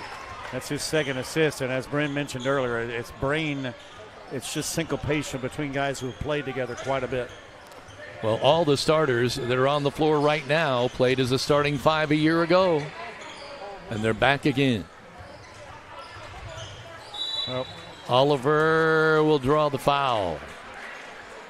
You know, how jumped alert into him a little bit there, so how sorry. alert was he defensively, though, to cross the lane? He saw that he was going to break to the hoop, and he tried to cover for his teammate. It's an important part of defense. You have to be able to read the whole floor, and like you said, Paul was very alert there. To help defense for sure. Probably if he'd have just stayed to his feet, he might have been able to draw a charging foul. A whole bunch of people coming in now. Yeah, we got. I agree. Must be shift change here. We got Lint coming in, Goodman coming in, Jake Rose coming in. Oliver is still in, and Jackson Miller stays in the ball game. Now there were some substitutions for Shakamak as well. We'll try to get that. Jaden Johnson is still in the ball game. Looks like Lyndon starters. Jenkins is still in. Is it all the starters? Yeah, yes, like it starters. is. You're right. Oh, my gosh. Oliver cutting, draws the foul, gets decked. Husband tries to help him up. Nothing intentional there. May I say he did a good job with pausing there because Yeah. he could see that guy was about to leave his feet. When he jumped into him at that point, it's an easy foul. Just about got the basket in there. This first time at the line for any Miner tonight. Yep, that's exactly right. Perfect shot. He's got great spin with that. He looked very surprised by that shot. Well, you know what? Watching your broadcast against Purdue Poly, they had some trouble with the free throws. Yeah, they did. Second free throw, good again. And I think, as Greg pointed out that night, that was their third game in 24 hours, so your arms kind of give out a little bit on you. 13 for Paul Oliver. 2 minutes, 20 seconds to go in this first half on the Stanger home scoreboard. And the Miners, so far, are having it their way. There's a nice feed underneath and a good shot by number 2. Is that Mason Young? That was 0. 0, thank you. Case Terrell. 4 for Case. 2 minutes. As they used to say in Pacers' days of glory, Tua. Paul Oliver. Showing your age there, Kevin. Jackson Miller. Nice pass. Jake Rose underneath. Nice pass. The follow by Lint. Can't make it fall. Oh, he was right there for the bunny. Couldn't get it to fall. Oh, we're going to try it again. Lyndon Jenkins. Nope. Shot up, no good. Boy, I give him credit. He keeps hammering in there as like if somebody needs to do for them. Yeah, that's 5 shots. And Rose gets the pass, but I think they're going to call a foul here on number 12, Jalen Johnson. And number 3, Ian Sam is checking back into the ball game. So is Connor Daly and Cooper Smith. Lint is coming out. And who else? Oh, Jackson Miller. Miller coming out. First foul of the night on number 12, Jalen Johnson. Right now, Sam at 5'11" is guarding 6'4" Paul Oliver. Oh, my gosh. In the man-for-man. I believe you would call that a mismatch, but we'll see. Rose, Jake with the ball. Spins to his right. Pass to Cooper Smith. Back to Jake Rose. He goes up with it and he gets hacked. And throws it up and he'll go to the line. Nice. Just great give-and-go passing by the Miners. They're really showing a lot of great moxie throwing the ball around. Foul was again. That was number 12, the second one in a row. Jake hits the first free throw. 4 in the game now. Coming in is number 2, Mason Young, 6-foot senior. I don't think I exaggerate when I think all 9 of these Miners could start. Misses the second free throw. And we are coming the other way. Jaden Johnson, 3 in the game.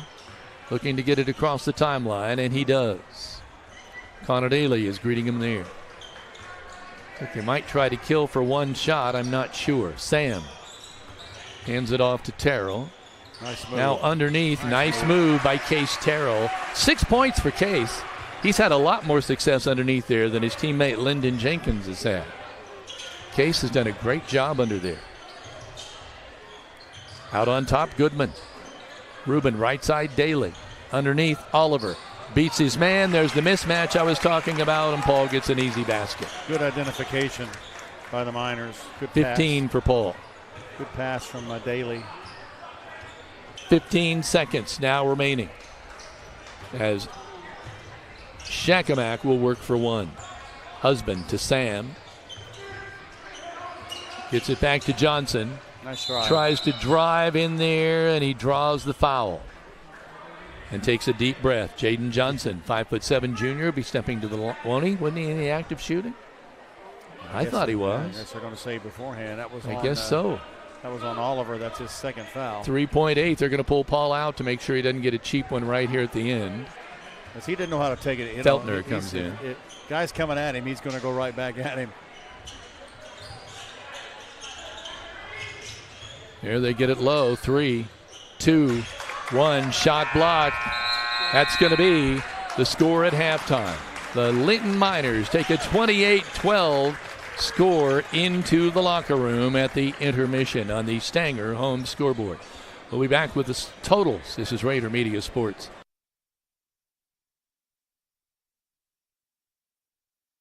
Correll's LP Gas has quite a story to tell. A locally owned operation for 78 years, offering residential and agricultural propane in 6 counties. They also fill camper, motorhome, and gas grill cylinders. Correll's LP Gas, located at Highway 54 in Linton. Check them out on Facebook or by phone at 812-847-4076.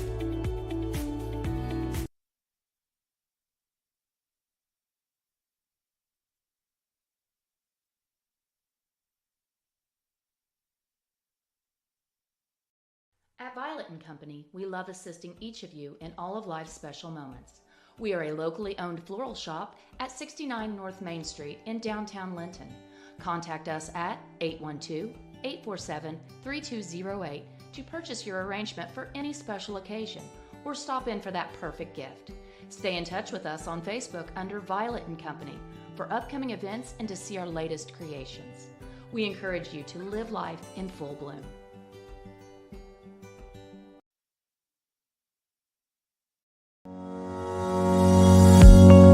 Is your family protected? Contact me, Alicia Cornelius, your Indiana Farm Bureau insurance agent, to discuss your home, auto, farm, life, or business needs. It's not just about protecting my family. Let me help protect yours too.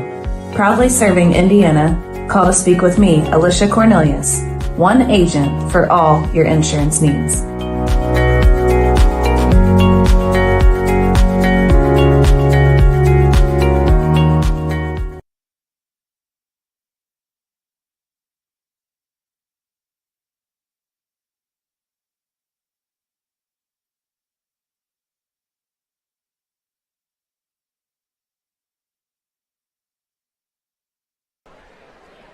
Welcome back to Rader Media Sports, and we are in the process of waiting for the halftime performance by what appears to be the cheer dance team. We're going to go ahead and read a few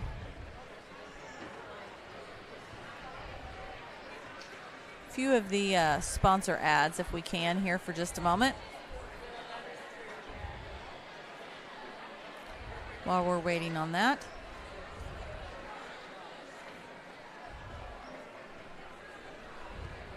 Proud to be your hometown grocer, Save A Lot encourages you to switch to their brands and save. Download their app to take advantage of special digital coupons, including 2 for $4 Philadelphia cream cheese and Imperial 4-stick butter for just $1.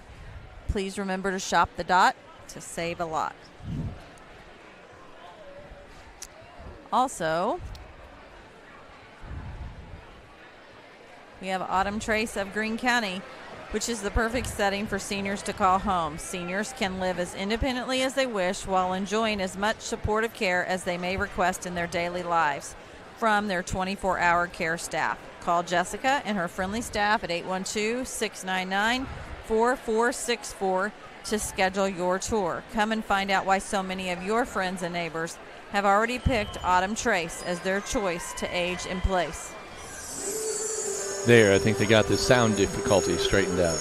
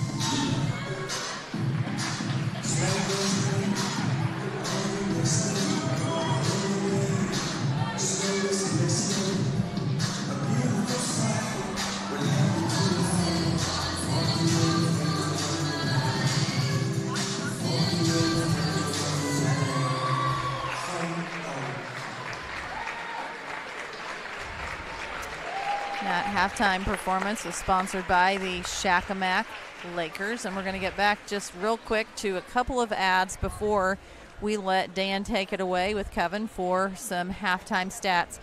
Marsh Madness Sandhill Crane Festival is brought to you by the Friends of Goose Pond in partnership with Goose Pond Fish and Wildlife Area. Kickoff is Friday, February 14th, and all day Saturday, February 15th at Humphreys Park and Goose Pond Visitor Center. Visit the Friends of Goose Pond on the web at www.friendsofgoosepond.org for more information. Big D and Kevin, do you have any stats for us? Yeah, I'll let Big D just take it away. Big D, just give us the stats, and we'll watch here while you give the stats. Well, the Miners have come out strong on the inside tonight, 50% from the field. Their defense has been super stymieing, 24% shooting for Shakamak. They've not only attempted 4 3-pointers, just hit none of them. Miners 3 of 7 from 3-point range, 43%, led by 15 points from Paul Oliver, doing it from the inside tonight. 1 of 1 from 3-point land, 5 of 7 from the field. He's hit 75% of his shots, 2 free throws, 15 points. Other than that, you've got 4 points from Jake Rose, who came in off the bench to hit 1 of 3 from 3-point land, 1 of 2 from the free throw line for 4 points from Connor Daly, both of those on the inside. He's missed a couple of 3-pointers. He's got 2 points from Hayden Feltner on the inside. That's going to get 3 from Reuben Goodman. Should mention him. Nailed a 3-pointer. Gives the Miners 28 halftime points. But the big story really is the defense just mauling the Lakers on the inside, not giving up anything inside. The leading scorer is Case Terrell, number 0. Had some nice moves on the inside. Finishes with 6 points. He was 3 of 3 on the inside. All of those were kind of nice inside moves. Unfortunately, Lyndon Jenkins has had trouble on the inside. 0 for 4 from there, 0 for 1 from the 3-point lane, but he's been giving it a shot. He's hit 2 free throws. He's got 2. Jaden Johnson, number 10, he's 1 for 4 from the field, 2 of 2 from the line. He's got 4 points. And the last 2 buckets, really that's the only 3 Lakers have scored, 12 points. Kevin, they just had 6 points in each of the first and second quarter. If it wasn't for number 0, Terrell kind of hitting a couple nice inside moves, they'd have been almost held scoreless in that second quarter. Yeah, as Big D points out, it was 3 points in the at the end of the first quarter, and then, I'm sorry, it was 6 points at the end of the first quarter, 12 at intermission. Miners 15 points at the end of the first quarter, and then 28 at the intermission. The Miners coming out of the locker room.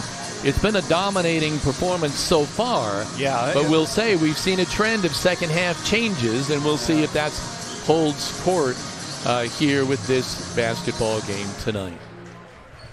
Well, we definitely saw the JV is Shakamak to a big lead. The Miners came back, almost won that one. And then early tonight, the girls, Linton was up quite a bit, and Shakamak came back and made a ball game of it for a bit tonight. So we'll see. I'm sure as a lesson, I believe Linton had a little bit of this in one of the games on the Saturday. They were up by a little bit and kind of let the other team get back in and had to fight at the very end to keep it.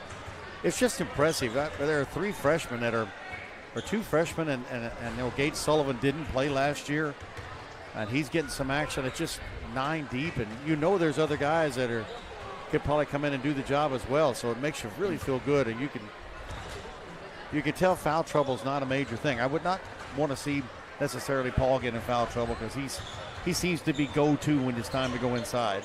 They haven't needed them, so they haven't used them. But I will say, besides Jake Rose, Reuben Goodman, and Tucker Lint, you could also easily use Drake Netherland, Kingston Crane, and Owen Smith. And Garrett McBride as well. He's a singer who's had to accept his role as what it is, and you got to admire that.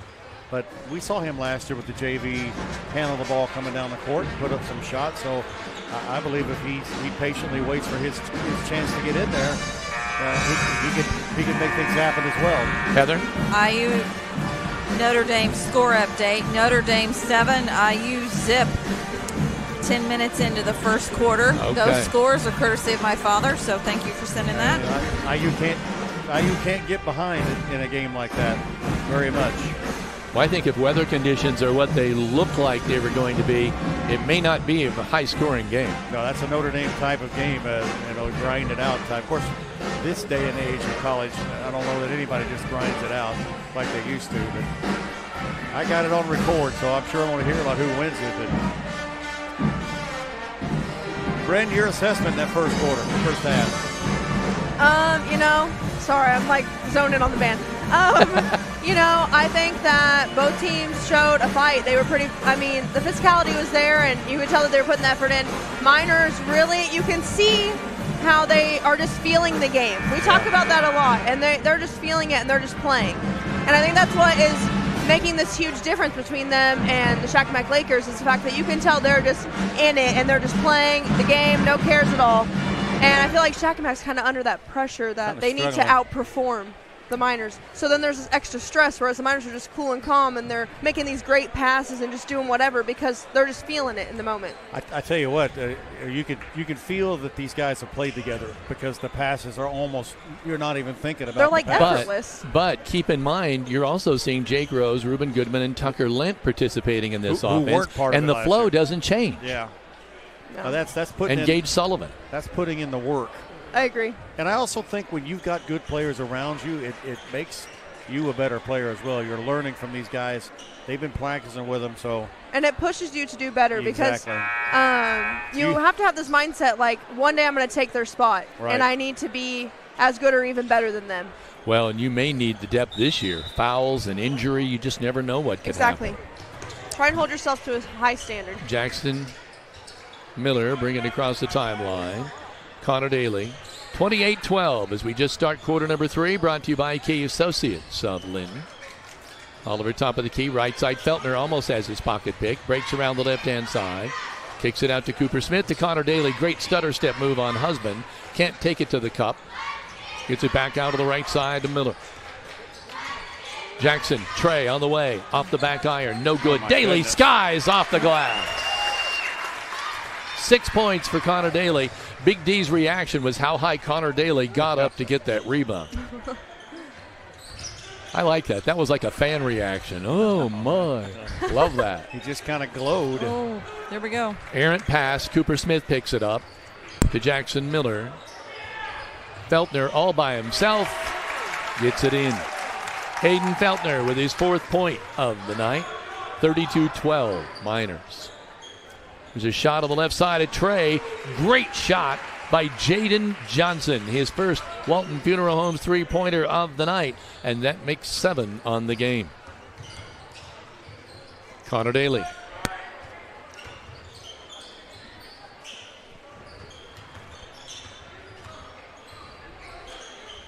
Oliver.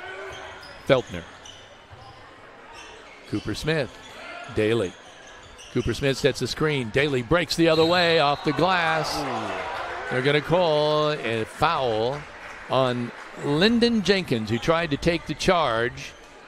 Yeah, it was close. That was bang, bang. Yeah, it was. Connor Daly will go to the line and shoot a pair. Those ones always make me nervous. I never know what way they're going to go. Yeah. Yeah, that's a good point. That call could have been either way. And someone really could have got hurt there. That's what makes me nervous. Daly. We saw one last night. Josh Lauer was pretty much slammed to the ground here, and he came back. He had to have felt that today. Second free throw, good again. So that's 8 points for Connor Daly. Jalen Johnson with the ball. Daly waiting on him. Gets it to Jenkins. Sees an open lane. Oliver will block the shot, but he got him with the body. That'll be number 3 on Ollie, but he was not going to let that go in uncontested. I will always say if you're going to foul somebody while they're shooting, make it count. Don't let them make that basket. That was my whole singular job when I came to the game. Lyndon gets that free throw. It's 3 for him. He's worked hard tonight. Oliver coming out. Freshman Jake Rose is checked back in. It was always, boy, did you get 4 points last night? No, that's my foul. That's my foul tally. My dad used to always tell me, you got 5 fouls. You need to use all of them. You can't go to heaven with fouls unspent. Cooper Smith on the left-hand side. Connor Daly loses control as his pocket picked. Coming the other way is Terrell. Gets it over on the left-hand side to Johnson. That's a wall ball. Cooper Smith pulls it down. Jake Rose feeds Feltner, and he is fouled before he can even get the ball in the air. So it was before the shot. Second foul on Jenkins. Oh, no. Yeah, that's right. They're getting ready to inbound. Daly against Husband. Connor sprints around to the right and beats everybody off the glass. 2, 4, 6, 10 now for Connor Daly. Shot on the right-hand side. Nice tray by Jalen Johnson. The 5'9 sophomore gets his first Walton Funeral Homes three-point shot. We just saw Jackson Miller commit to trying to get a steal and then sprinting back on defense, and I think that just shows the grit and determination that he has. Miller wide open. If you're going to give it to him, he'll take it. That's a Walton Funeral Service three-pointer for Jackson Miller. Nobody came out to even get him, and that's what the coach is now yelling at his team, saying no one came out to pick him up. 39-20 Miners. This is Rader Media Sports. City Linton employees are dedicated to providing the best and most reliable utility service, security, and safety for its families and students. As the new mayor, I agree with the sign, "You'll like Linton."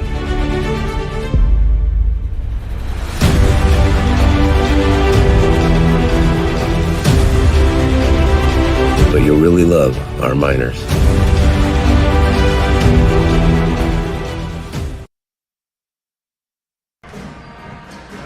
Welcome back to Rader Media Sports. On the Stanger Home scoreboard, Linton leads Shakamak 39-20. Jaden Johnson will bring up the ball. They've had some success shooting threes. Boy, if I were them, I would do that. I think they've got the shooters to make a dent there, but we'll see.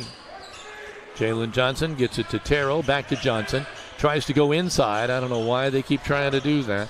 Jenkins with a shot on the outside, no good. Jackson Miller coming the other way. Spins. Great defense by Jaden Johnson. Miller backs it out now. He's a set up shop on the left-hand side. Cooper Smith, nice feed inside to Daly. Wants the reverse layup, can't get it. Wants the follow, can't get that. Great defense. Lakers coming the other way.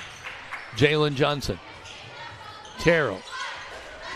Jenkins. Husband in the lane. There's a nice drive, but no, just too strong by Lyndon Jenkins with a great move to the hoop. Rose coming the other way. A little snake bit on the inside. Daly. Shot, no good. Jenkins coming the other way, off and running. Then he pulls it up to set up shop. Stutter step move by Johnson, who takes it all the way to the rack. Great move by Jalen Johnson. He has 5. We got a timeout on the court.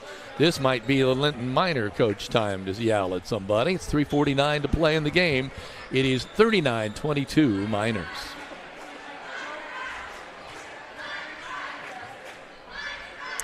Team Ortho Foot and Ankle Center is home to board-certified foot and ankle surgeon Dr. Matthew Parmenter, who has more than 35 years of experience treating patients across southern Indiana. For more information, call Team Ortho at 812-847-3381.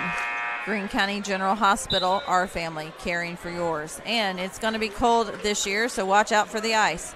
Make sure your vehicle is protected now before the ice hits. Call Audrey Sparks at Richard Brown Insurance to melt your worries away. And also, let your Indiana Farm Bureau insurance agent, Jathan Wright, help you think about insurance. Stop by the office, submit your information online, or give him a call at 812-798-2615. Jackson Miller across the half court. Tough defense, but he breaks away. Now he's going to skip it off the backboard. No, feeds off at the last minute to Hayden Feltner, and Feltner lost control of it out of bounds. Yeah, I don't think Shakamak ball. I don't think Hayden thought that pass was coming. There have been a few surprises that way tonight, haven't there? Jalen Johnson with the ball. Jenkins, Terrell. Right-hand side to Jalen Johnson. Trey on the way. There it is.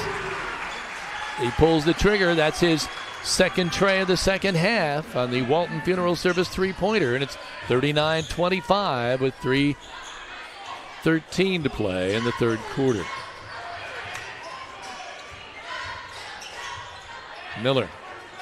Feltner Left side, Reuben Goodman. Now back to Miller. Jackson with a fake around a Jake Rose screen. Jake eyes the tray. Up, no good. Rebound fought for by the Miners, but no. Johnson's going to come out with it, and he gets fouled. I think the Miners need to work more on getting in that lane, because every time you get in there, they seem to score. Yeah. Boy, Jalen Johnson may have hurt his ankle. Looks like I think they're getting ready to substitute. Yep, here comes number 21, Dalton Fiskus, in the ball game. And number 3, Ian Sam, is coming back in. Jenkins is checking out as well. Reuben Goodman got the foul. That's his first. Jackson Miller coming out. Paul Oliver is back in. 14-point advantage for the Miners. It's not been increased. It's just kind of stayed the same. And that's close enough. I mean, a run by the Lakers to get them back in striking distance. Great move by Husband. He wants to finish it off with the turnaround. Sweet shot. Nice shot by Madden Husband, his first 2 of the night.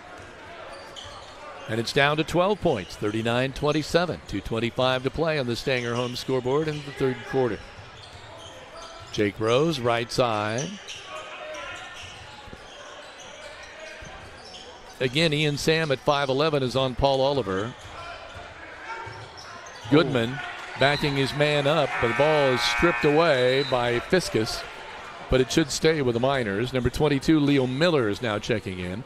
We saw a lot of Leo last night at the JV contest, which the Shakamak Lakers did win, by the way, by 1. Jake Rose, short. No good. Sprint to the ball. Jake wins it. It's the ball on the left side to Daly. Wants to go underneath. Ball knocked away from Tucker Lent.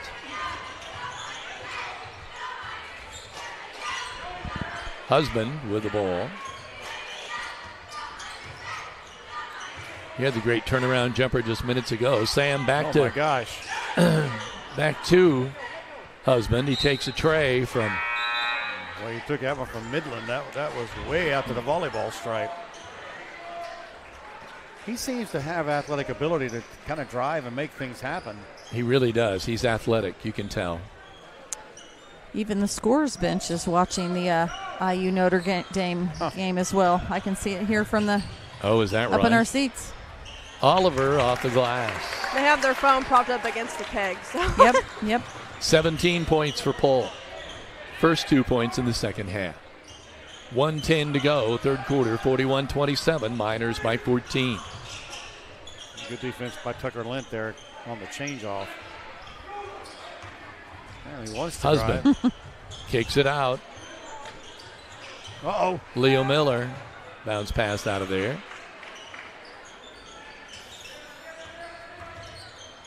Jumper, top of the key, no good. Oh, same team, guys. Lent and Oliver sorry. looked each other eyeball to eyeball, both of them holding on to the same ball. Luckily, there was no traveling call. It used to be a travel call. Jackson Miller is trying to go in with it, and boy, I hope he didn't get hurt. He's kind of bent over. Did he get? Probably got popped in the. Hope he's okay. He is. He's going to stay in. I know they took number 12 to the locker room with the strengthening coach, so we hope he's okay. Jalen Johnson? Yes. For Shakamak? Yeah, we do. Lent has come out.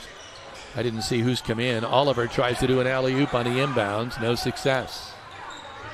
The Miners really need to be careful when they swat at the ball. They're getting really close to hitting Shakamak in the face, which could end badly against the Miners, so... 15 seconds to go. Yeah. Well, yeah. Close. Shakamak trying for the last shot. It's Johnson with the ball. He feeds it to Jenkins. Husband will take a tray from the left-hand side. No good off the back iron. 3, 2, 1 from half court. No.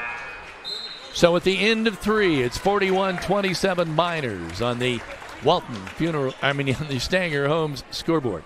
This is Rader Media Sports.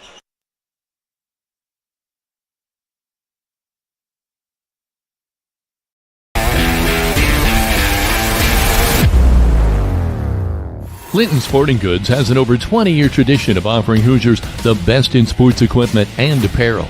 They feature Wilson, Demarini, Louisville Slugger, Marucci, Mizuno, and much more.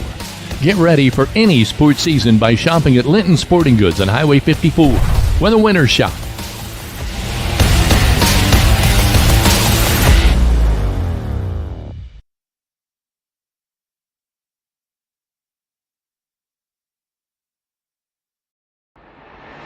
Out here, work won't wait. From grading gravel to herding cattle, Polaris gives you the upper hand on hard work.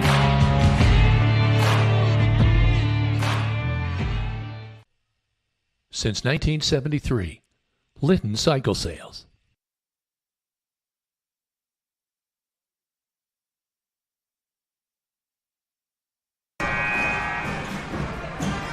Welcome back. 8 minutes left in this basketball game. What a rivalry it's been, but it's kind of been all minors recently. 41-27.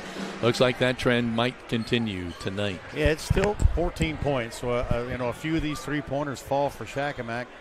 Wasn't the best minor quarter, although they got 14 points in it, so I guess that's not too bad. But their shooting percentage went down to 38% in that quarter, 46% overall. Shakamak needs to score every time they've got the ball, though. Yeah, you can't trade hoops at this point. No. And you can't undermine any teams either. I think that's a downfall to a lot of teams as they start getting this cocky mindset, like, oh, I'm good. But yeah, the game's over. Like you said, there's a lot that can happen in 8 minutes. So yeah. Jenkins gets his 6th point of the night, gets rewarded for all that hard work in the lane. Yeah, that's the first one that's fell for him in the paint. Oliver. There you go. It's knocked away by 5'11", Ian Sam, away from Paul Oliver. Well, that's the kind of spirited defense that can get you back in a ball game. I agree. They're only trailing by 12. They can get it down to single digits here with a possible shot. Out on top I thought Jenkins might take that. Yeah, he's going to take that one. Oh, my gosh. There they save it, but right to Feltner. Jackson Miller behind Feltner. He's got to fight for it now. He does, and timeout Miners. Got a timeout Miners. I'm not sure that was not going well there. 6:53 to go in the ball game. 41-29 Miners on the Stanger home scoreboard. This is Raider Media Sports. It starts well before the lights are turned on. The grill at the grill is fired up well before the front door is unlocked and the first customer ventures in. I've been coming to the grill for 30 years. It's the best restaurant in Greene County. It's a Linton tradition that's lasted over 100 years and the same family for over the last 40. Open 7 days a week with carry out, and speaking of traditions, they have steak night every Friday and Saturday night. If you didn't stop by today, there's always tomorrow at the grill in downtown Linton.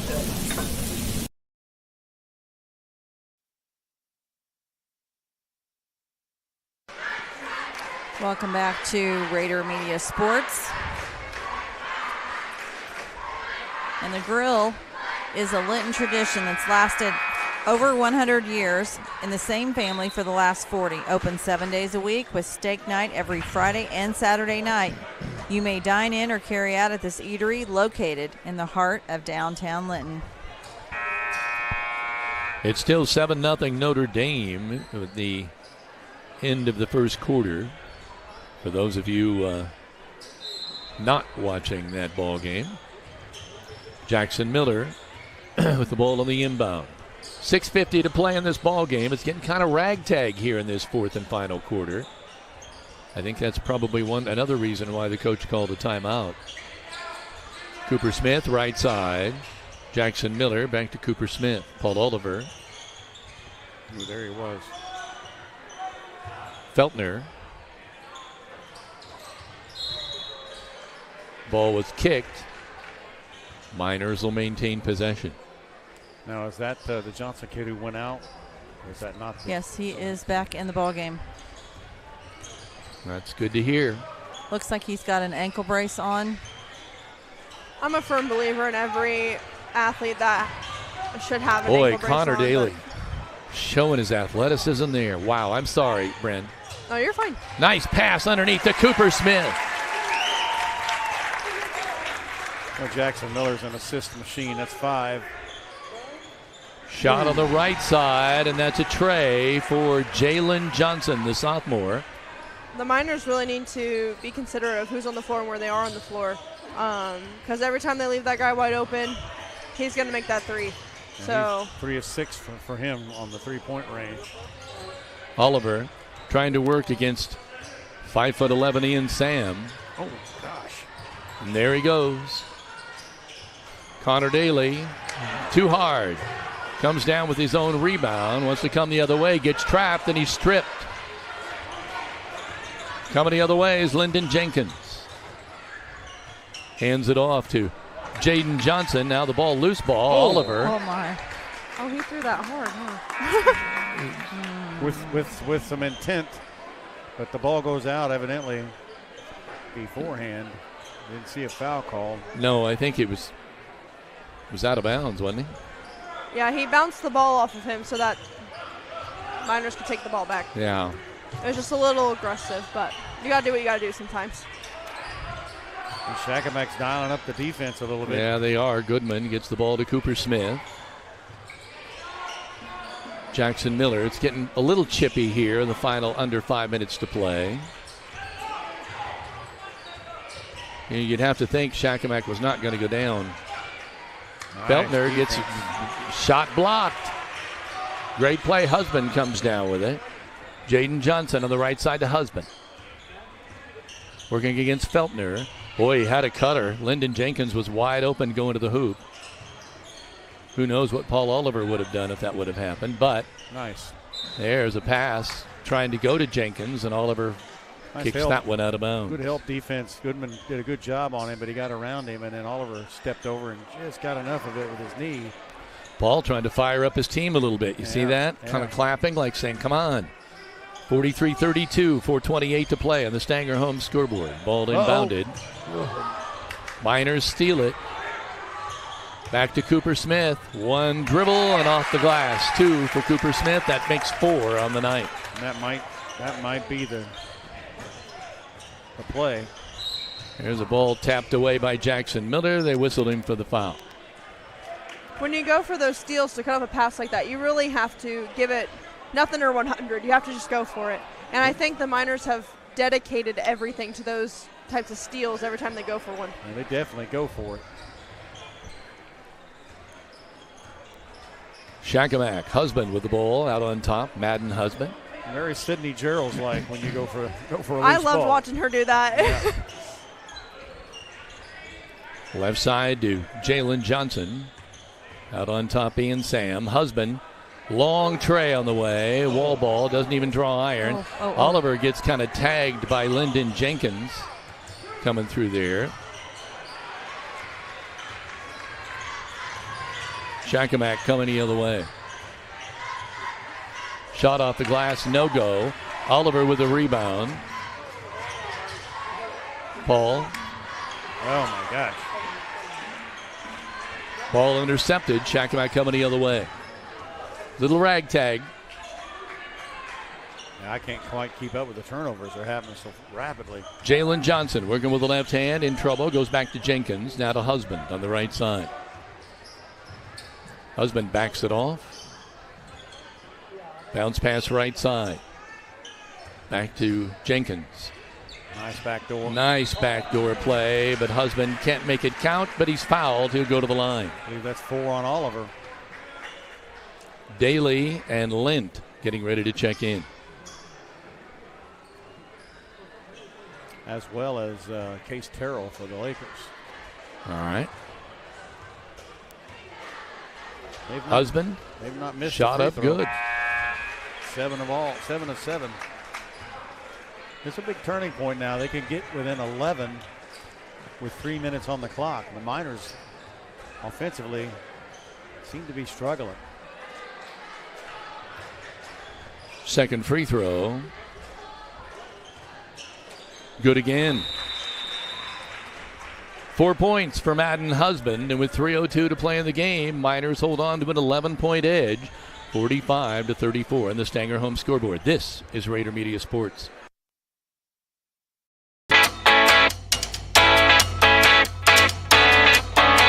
Finding the best coverage for your home, auto, life, and business isn't always a walk in the park. I'm Audrey Sparks at Richard Brown Insurance, your local auto owner's insurance agent. Whether you're buying your first car or starting your own business, finding the right coverage can be a challenge. With great companies like Auto Owners Insurance, I can find the appropriate coverages so that you and your family can be better protected. Come see me, Audrey Sparks, to discuss what coverages are right for you, or give me a call at 812-847-4798.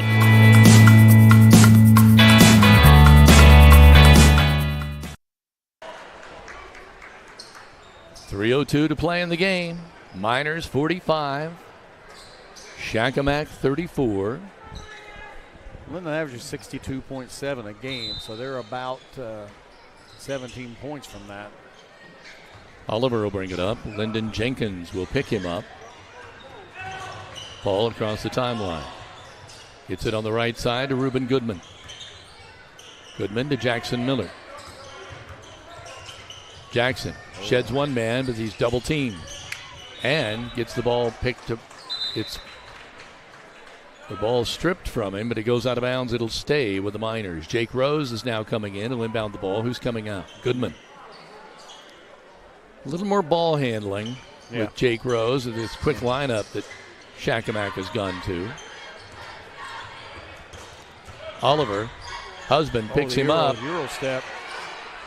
He goes with a follow. Paul with two more. 19 now for Paul Oliver. Shot off the glass, good by Husband. 6 for Madden Husband. Jackson Miller picked up at half court on the double team. Rose comes up with the basketball. And you can feel Shakamak doesn't feel they're out of the game yet. Oh, nice feed. Nice, and one to Tucker Lint, who gets on the board for the first time. 47-36. Miners by 11 with 2:01 to go in the ballgame. There's a foul on Jenkins, his third, and a great feed from Rose. That is his first assist of the night. Ooh. Free throw is a wall ball.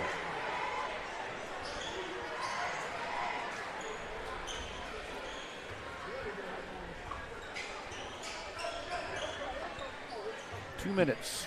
Tua. Jaden Johnson working on the left side.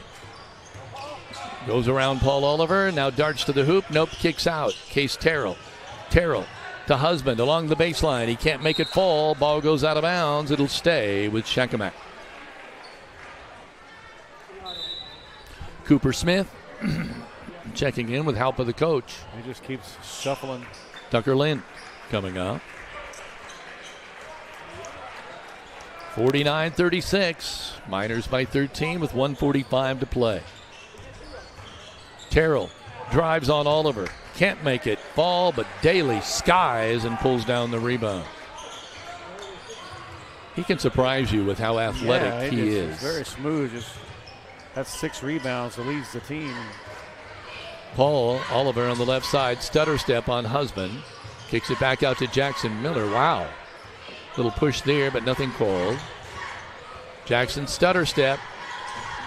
Goes up again, nothing called. He's on the floor. He thought he was going to get fouled. There was a tray on the way, and it counts. Jaden Johnson with his third Walton Funeral Home Service tray, and Jackson Miller just got decked. Well, I think he thought he was going to get fouled, and it didn't come, and he came down on his hip. Goodman's going to have to come in for him. Shakamak's going to run out of time. They're down by 10 at a minute 7. Oliver with the ball. Connor Daly gets around his man. How about it? Stolen from behind. Coming the other way, Fiskus feeds it to Jaden Johnson. Miller's already at the bench to come in. Well, man wide open underneath, but no go. They missed him, and Goodman pulls down the rebound and waits to get fouled, and he did. Jackson Miller checking in. Foul is on Jaden Johnson. Goodman coming out. Thank you. 49-39, Miners by 10. It's turned into a real scrappy ball game. Oliver off the glass.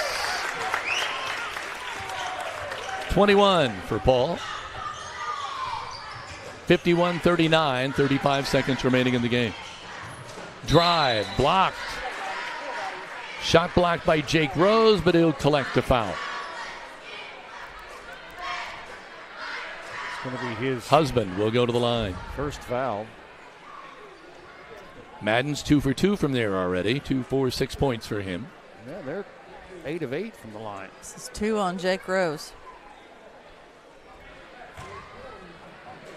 I'll tell you, the Johnson brothers, Jaden and Jalen, have been running constantly like the ever-ready batteries. They got 21 of the 39 Laker points.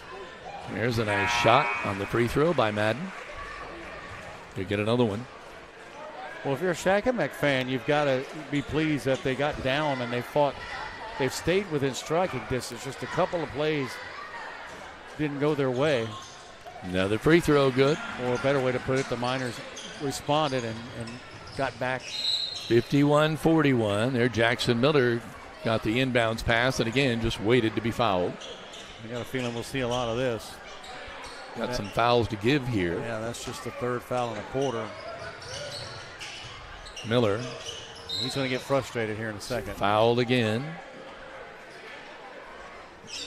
Foul is on Jaden Johnson. Is that his fourth? Just his second. Second.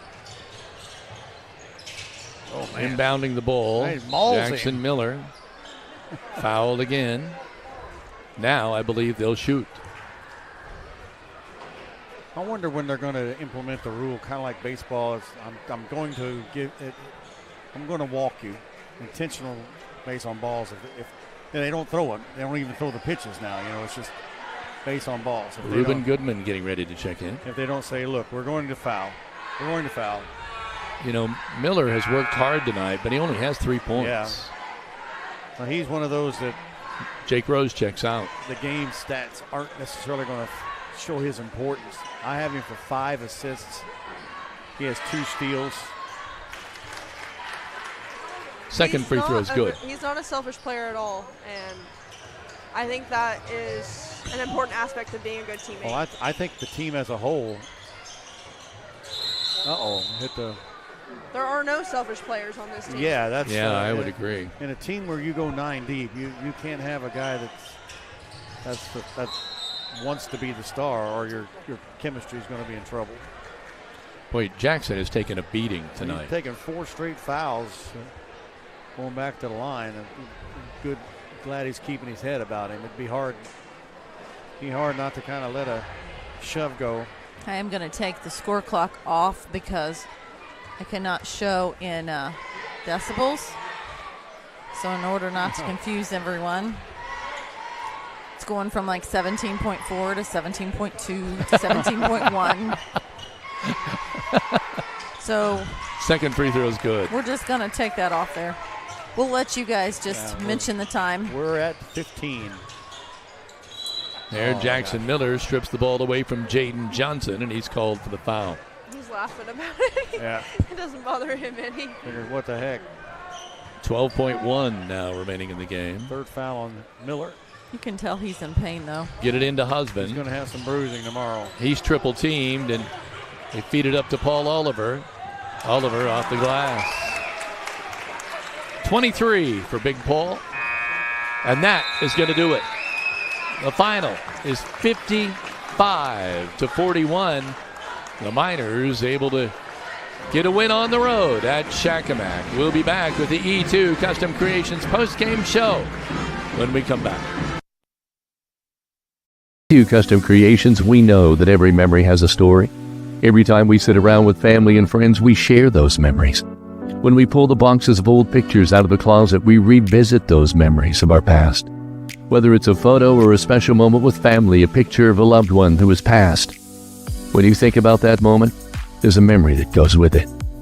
At E2 Custom Creations, we offer custom laser engraving for keepsakes, personalized gifts, home decor, signage, awards, and many other custom made-to-order products. Let us help you personalize a unique gift for a loved one, customize an item, or create promotional materials and awards for your business or athletic team. Our services include engraving and cutting on a variety of materials, including wood, acrylic, leather.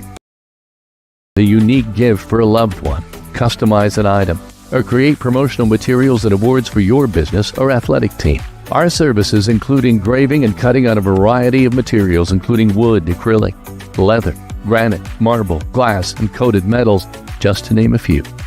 If you have an idea, reach out and let's talk about how we can bring your idea to life.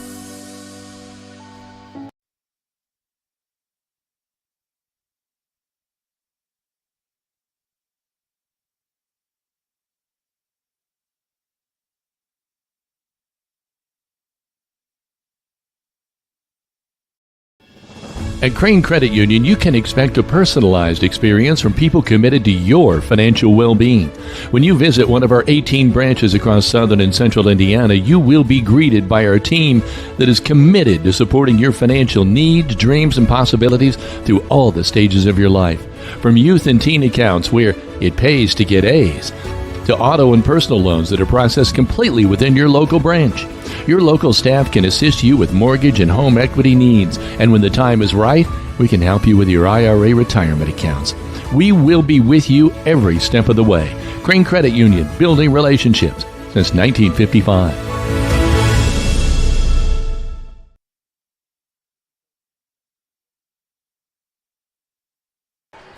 Welcome back to Rader Media Sports, and I'm going to say this on air because I did not say this last time.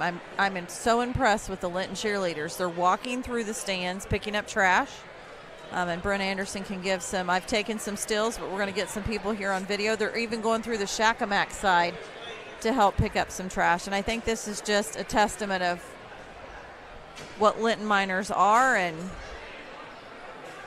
I'm just so impressed. Again, so I know that we have a lot of stats to get to, and then we'll do a wrap-up of sponsors as well. So, Big D, take it away. This is the E2 Custom Creations post-game show. Big D, why don't you just do the scoring and do all the stats? Well, the Miners do what you do. Well, thankfully the computer does it for me, but I got to enter them correctly. And the Miners tonight, led by Paul Oliver, 23 points, all but one three-pointer. Were on the inside, 9 of 13 shooting on the inside. He ends up with 2 from the free throw line, 23 total points. Had 4 fouls. He had 3 total rebounds, 3 assists. Cooper Smith added 4 on 2 or 3 shooting from the inside. He had 2 defensive boards. Hayden Feltner, 4 points as well, all from the inside, 2 of 3. He had 3 rebounds as well. Connor Daly, another solid night, 11 points for him.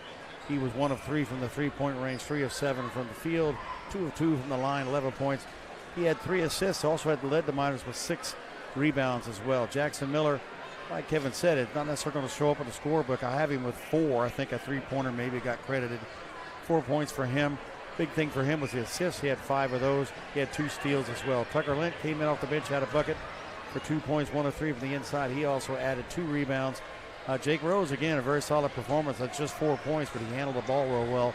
Hit that first three-pointer and then didn't hit any more the rest of the night, but he was 1 of 2 from the free throw line. Ruben Goodman came in and drilled a three-pointer. Gage Sullivan also saw some action for no points. 55 points for the Miners. Shakamak was kept alive by the Johnson brothers. 11 points from Jalen Johnson. He wears number 12. He was 3 of 8 from the three-point line, 4 of 11 overall shooting. 11 points for him, 2 boards.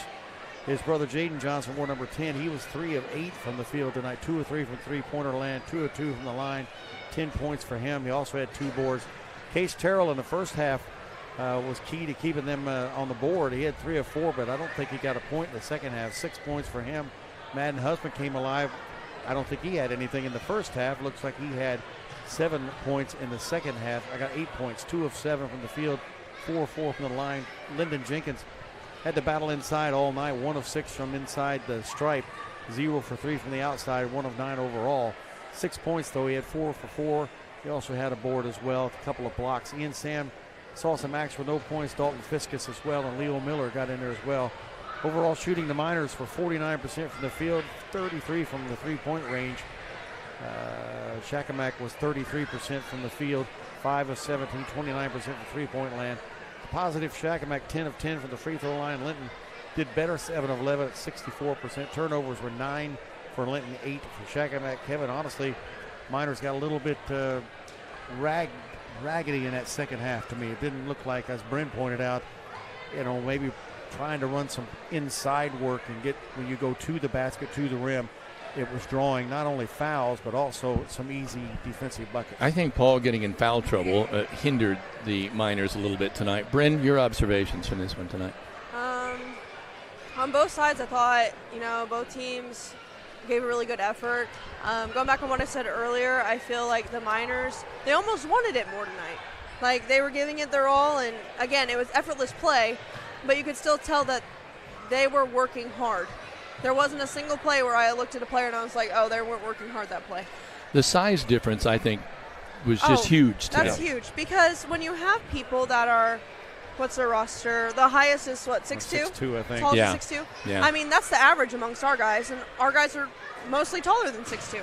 So you get around the guy, you drive in, and shot after shot is, one or two guys are in your face. So that, you played on the inside as well, and that gets to be frustrating.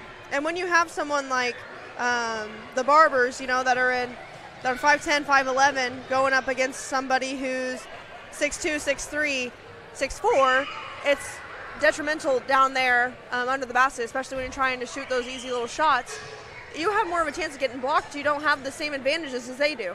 Well, you said blocks. I have 4 of them for the Miners, and that doesn't count the plays that you were distracted. So Miner defense tonight, to me, Kevin, it was 15-6 at the end of the first quarter. Linton jumped out and dominated, silenced the Shakamak crowd a lot, but they didn't put it away in the second half. Really, Shakamak stayed within distance just enough to keep it a ball game. Yeah, if you go to scoring by quarters, I like to do this. Shakamak with 6 at the end of one, 12 at halftime. Looked like it was going to be dismal for the Lakers, but they picked things up in the second half. 27 at the end of 3 and 41 for the ball game. For the Miners, it was 15 at the end of 1, 28 at intermission, 41 at the end of 3, and 55 at the end of the ball game. Coach has made his way up. I'm surprised he's got any kind of voice whatsoever left. Coach Brynn. Sorry, I was talking to the boys. There'll be nights like that. We were still statting. I can't Coach. believe you can still, as much as you have to yell during the game. I imagine it's tough to even talk at all at the end of the night. Tough ball game tonight. It was one of those that you just couldn't quite pull all the way away, but you'd put away. Yeah, that's the third time we've done that, where we built a nice lead, 18, 20 points, and kind of let our guard down, quit playing with the same focus and intensity, and let the other team get on a roll, and then you're in a dogfight at the end of the game. And that happened at Mitchell, it happened against Rock Creek, and happened again tonight. So hoping that's something we can get fixed as we get more time on the court. We got tired tonight. You could tell that a lot of mental mistakes were made in the fourth quarter due to guys just being tired, and so that's something we've got to work on as well. A lot of the poor decisions with the basketball, the not getting back on defense, not moving your feet, not closing out the shooters. We stopped running offense in the fourth quarter. A lot of those things were due to fatigue, and we've got to get ourselves in a little better shape and be able to finish games better. That being said, a tip of the hat to Shakamak. They came out and outplayed us in the second half. I thought their kids were fearless in the second half and did a real nice job of fighting back and making plays. And, that's a good ball club, and they're well coached, and I feel like their kids really out-scrapped us there in the second half. Coach Paul Oliver got in a little bit of foul trouble. I'm not looking for excuses, but that seemed to hurt you a little bit. No doubt. He's a really good player. We need him on the floor as much as possible. We lost our rhythm a little bit without him, and Shakamak made a nice run there. So, you learn from it.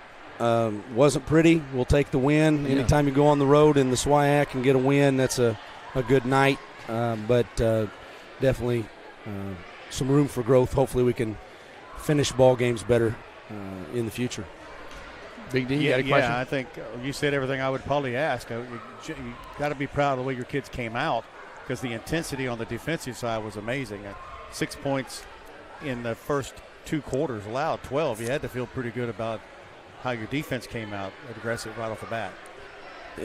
And half of those 12 points they scored in the first half were our fault for getting out of position and lunging at guys and giving up some up and unders and some different things, fouling a guy that we didn't really need to. 6 of those 12 points were just our defensive errors where we got a little undisciplined. Other than that, we played really good defense in the first half and did not in the second half. We came out, scored the first 2 baskets, got 2 stops, went up by 20, and it's like our guys, it's like they took time to look at the scoreboard and thought, well, we got this one, and that's the farthest thing from the truth, especially against a team that can score the ball so quickly like Shakamak can. And we kind of let our foot off the gas, and as you alluded to, Paul got in foul trouble. That kind of broke our rhythm a little bit there in the third quarter. Does small ball have anything to do with that? I mean, the smaller lineup at first in the first half I thought didn't work for him at all. But for some reason in the second half it seemed to. Maybe. It may have taken its toll. They've got several kids that can shoot the ball and also go off the dribble pretty well. And scrappy, as you pointed out. They found some easy looks there in the second half when we didn't have the same focus and intensity on the defensive end. It's like you said, the first half, when they tried to drive the lane, they were met with 2 and 3 bodies that came at them. We had 4 blocks. I know there were more than that, but they had trouble on the inside. Second half, it seemed like they could get that lane a little bit easier than they were. Yeah, we didn't rotate to help near as quickly in the second half as we did the first. Tell us about your West Virginia team you were coming up against. Yeah, I believe they're 3-1 or 4-1, 3A school. They have a couple kids, I believe, that are committed to play college basketball next year, one of which is going to play for the Oaks for Coach French at Oakland City. So that's how they're connected with this shootout. Very good athletic team, high-scoring team. Their 2 starting guards combined for 53 points last night. 8 deep like we are, and athletic. Very quick, athletic team that shoots the ball extremely well. It'll be a great matchup. It's going to be a really, really good matchup tomorrow night. Hopefully we can play for 32 minutes. We're going to have to, or it could be a long night for the Miners. So should be a great challenge for us. We scheduled these games, knowing that there's going to be some tough nights, some tough opponents. That's what you want, though. It is. It is, and we'll go down there, and I think it should be a really entertaining game. Hopefully Miner fans can come down and watch tomorrow night. Very good basketball team. How long is that bus ride for that? I think they said around 4.5 hours or so for them. Coach. But they came in tonight, got a hotel room. They didn't have a game tonight, so they came in, and we're going to practice at Oakland City tomorrow before they play us. It'll be hard to keep them focused. There's not a whole lot going on in Oakland City, so that'll be good. You can go get you a pretty good ribeye at Taylor's Steakhouse. There we go. Yeah. Free ad there somewhere. Should have known you know the food aspect. Everywhere. You better believe it. Well, Coach, congratulations. You're still unbeaten, and I know through all of that, a win is still a win. It's 4-0. Well, and I also think Ruben Goodman come in and hit a 3. Rose Kick came in, played some good defense, hit a 3. Lint came in. The depth thing is impressive. Yeah. Gage Sullivan, I know. He saw some action tonight. Yeah, Gage did fine, and that's I'm hoping to find minutes for him. He's been playing really well in our JV games. Right. With a deep, talented team, sometimes it's tough to get everybody in there as much as you like. You mentioned the 2 freshmen. I thought they both handled themselves really well tonight. Yeah, I really did. Well, thank you very much, and congratulations, and we'll see you tomorrow night. Thank you, guys. Coach. God bless you.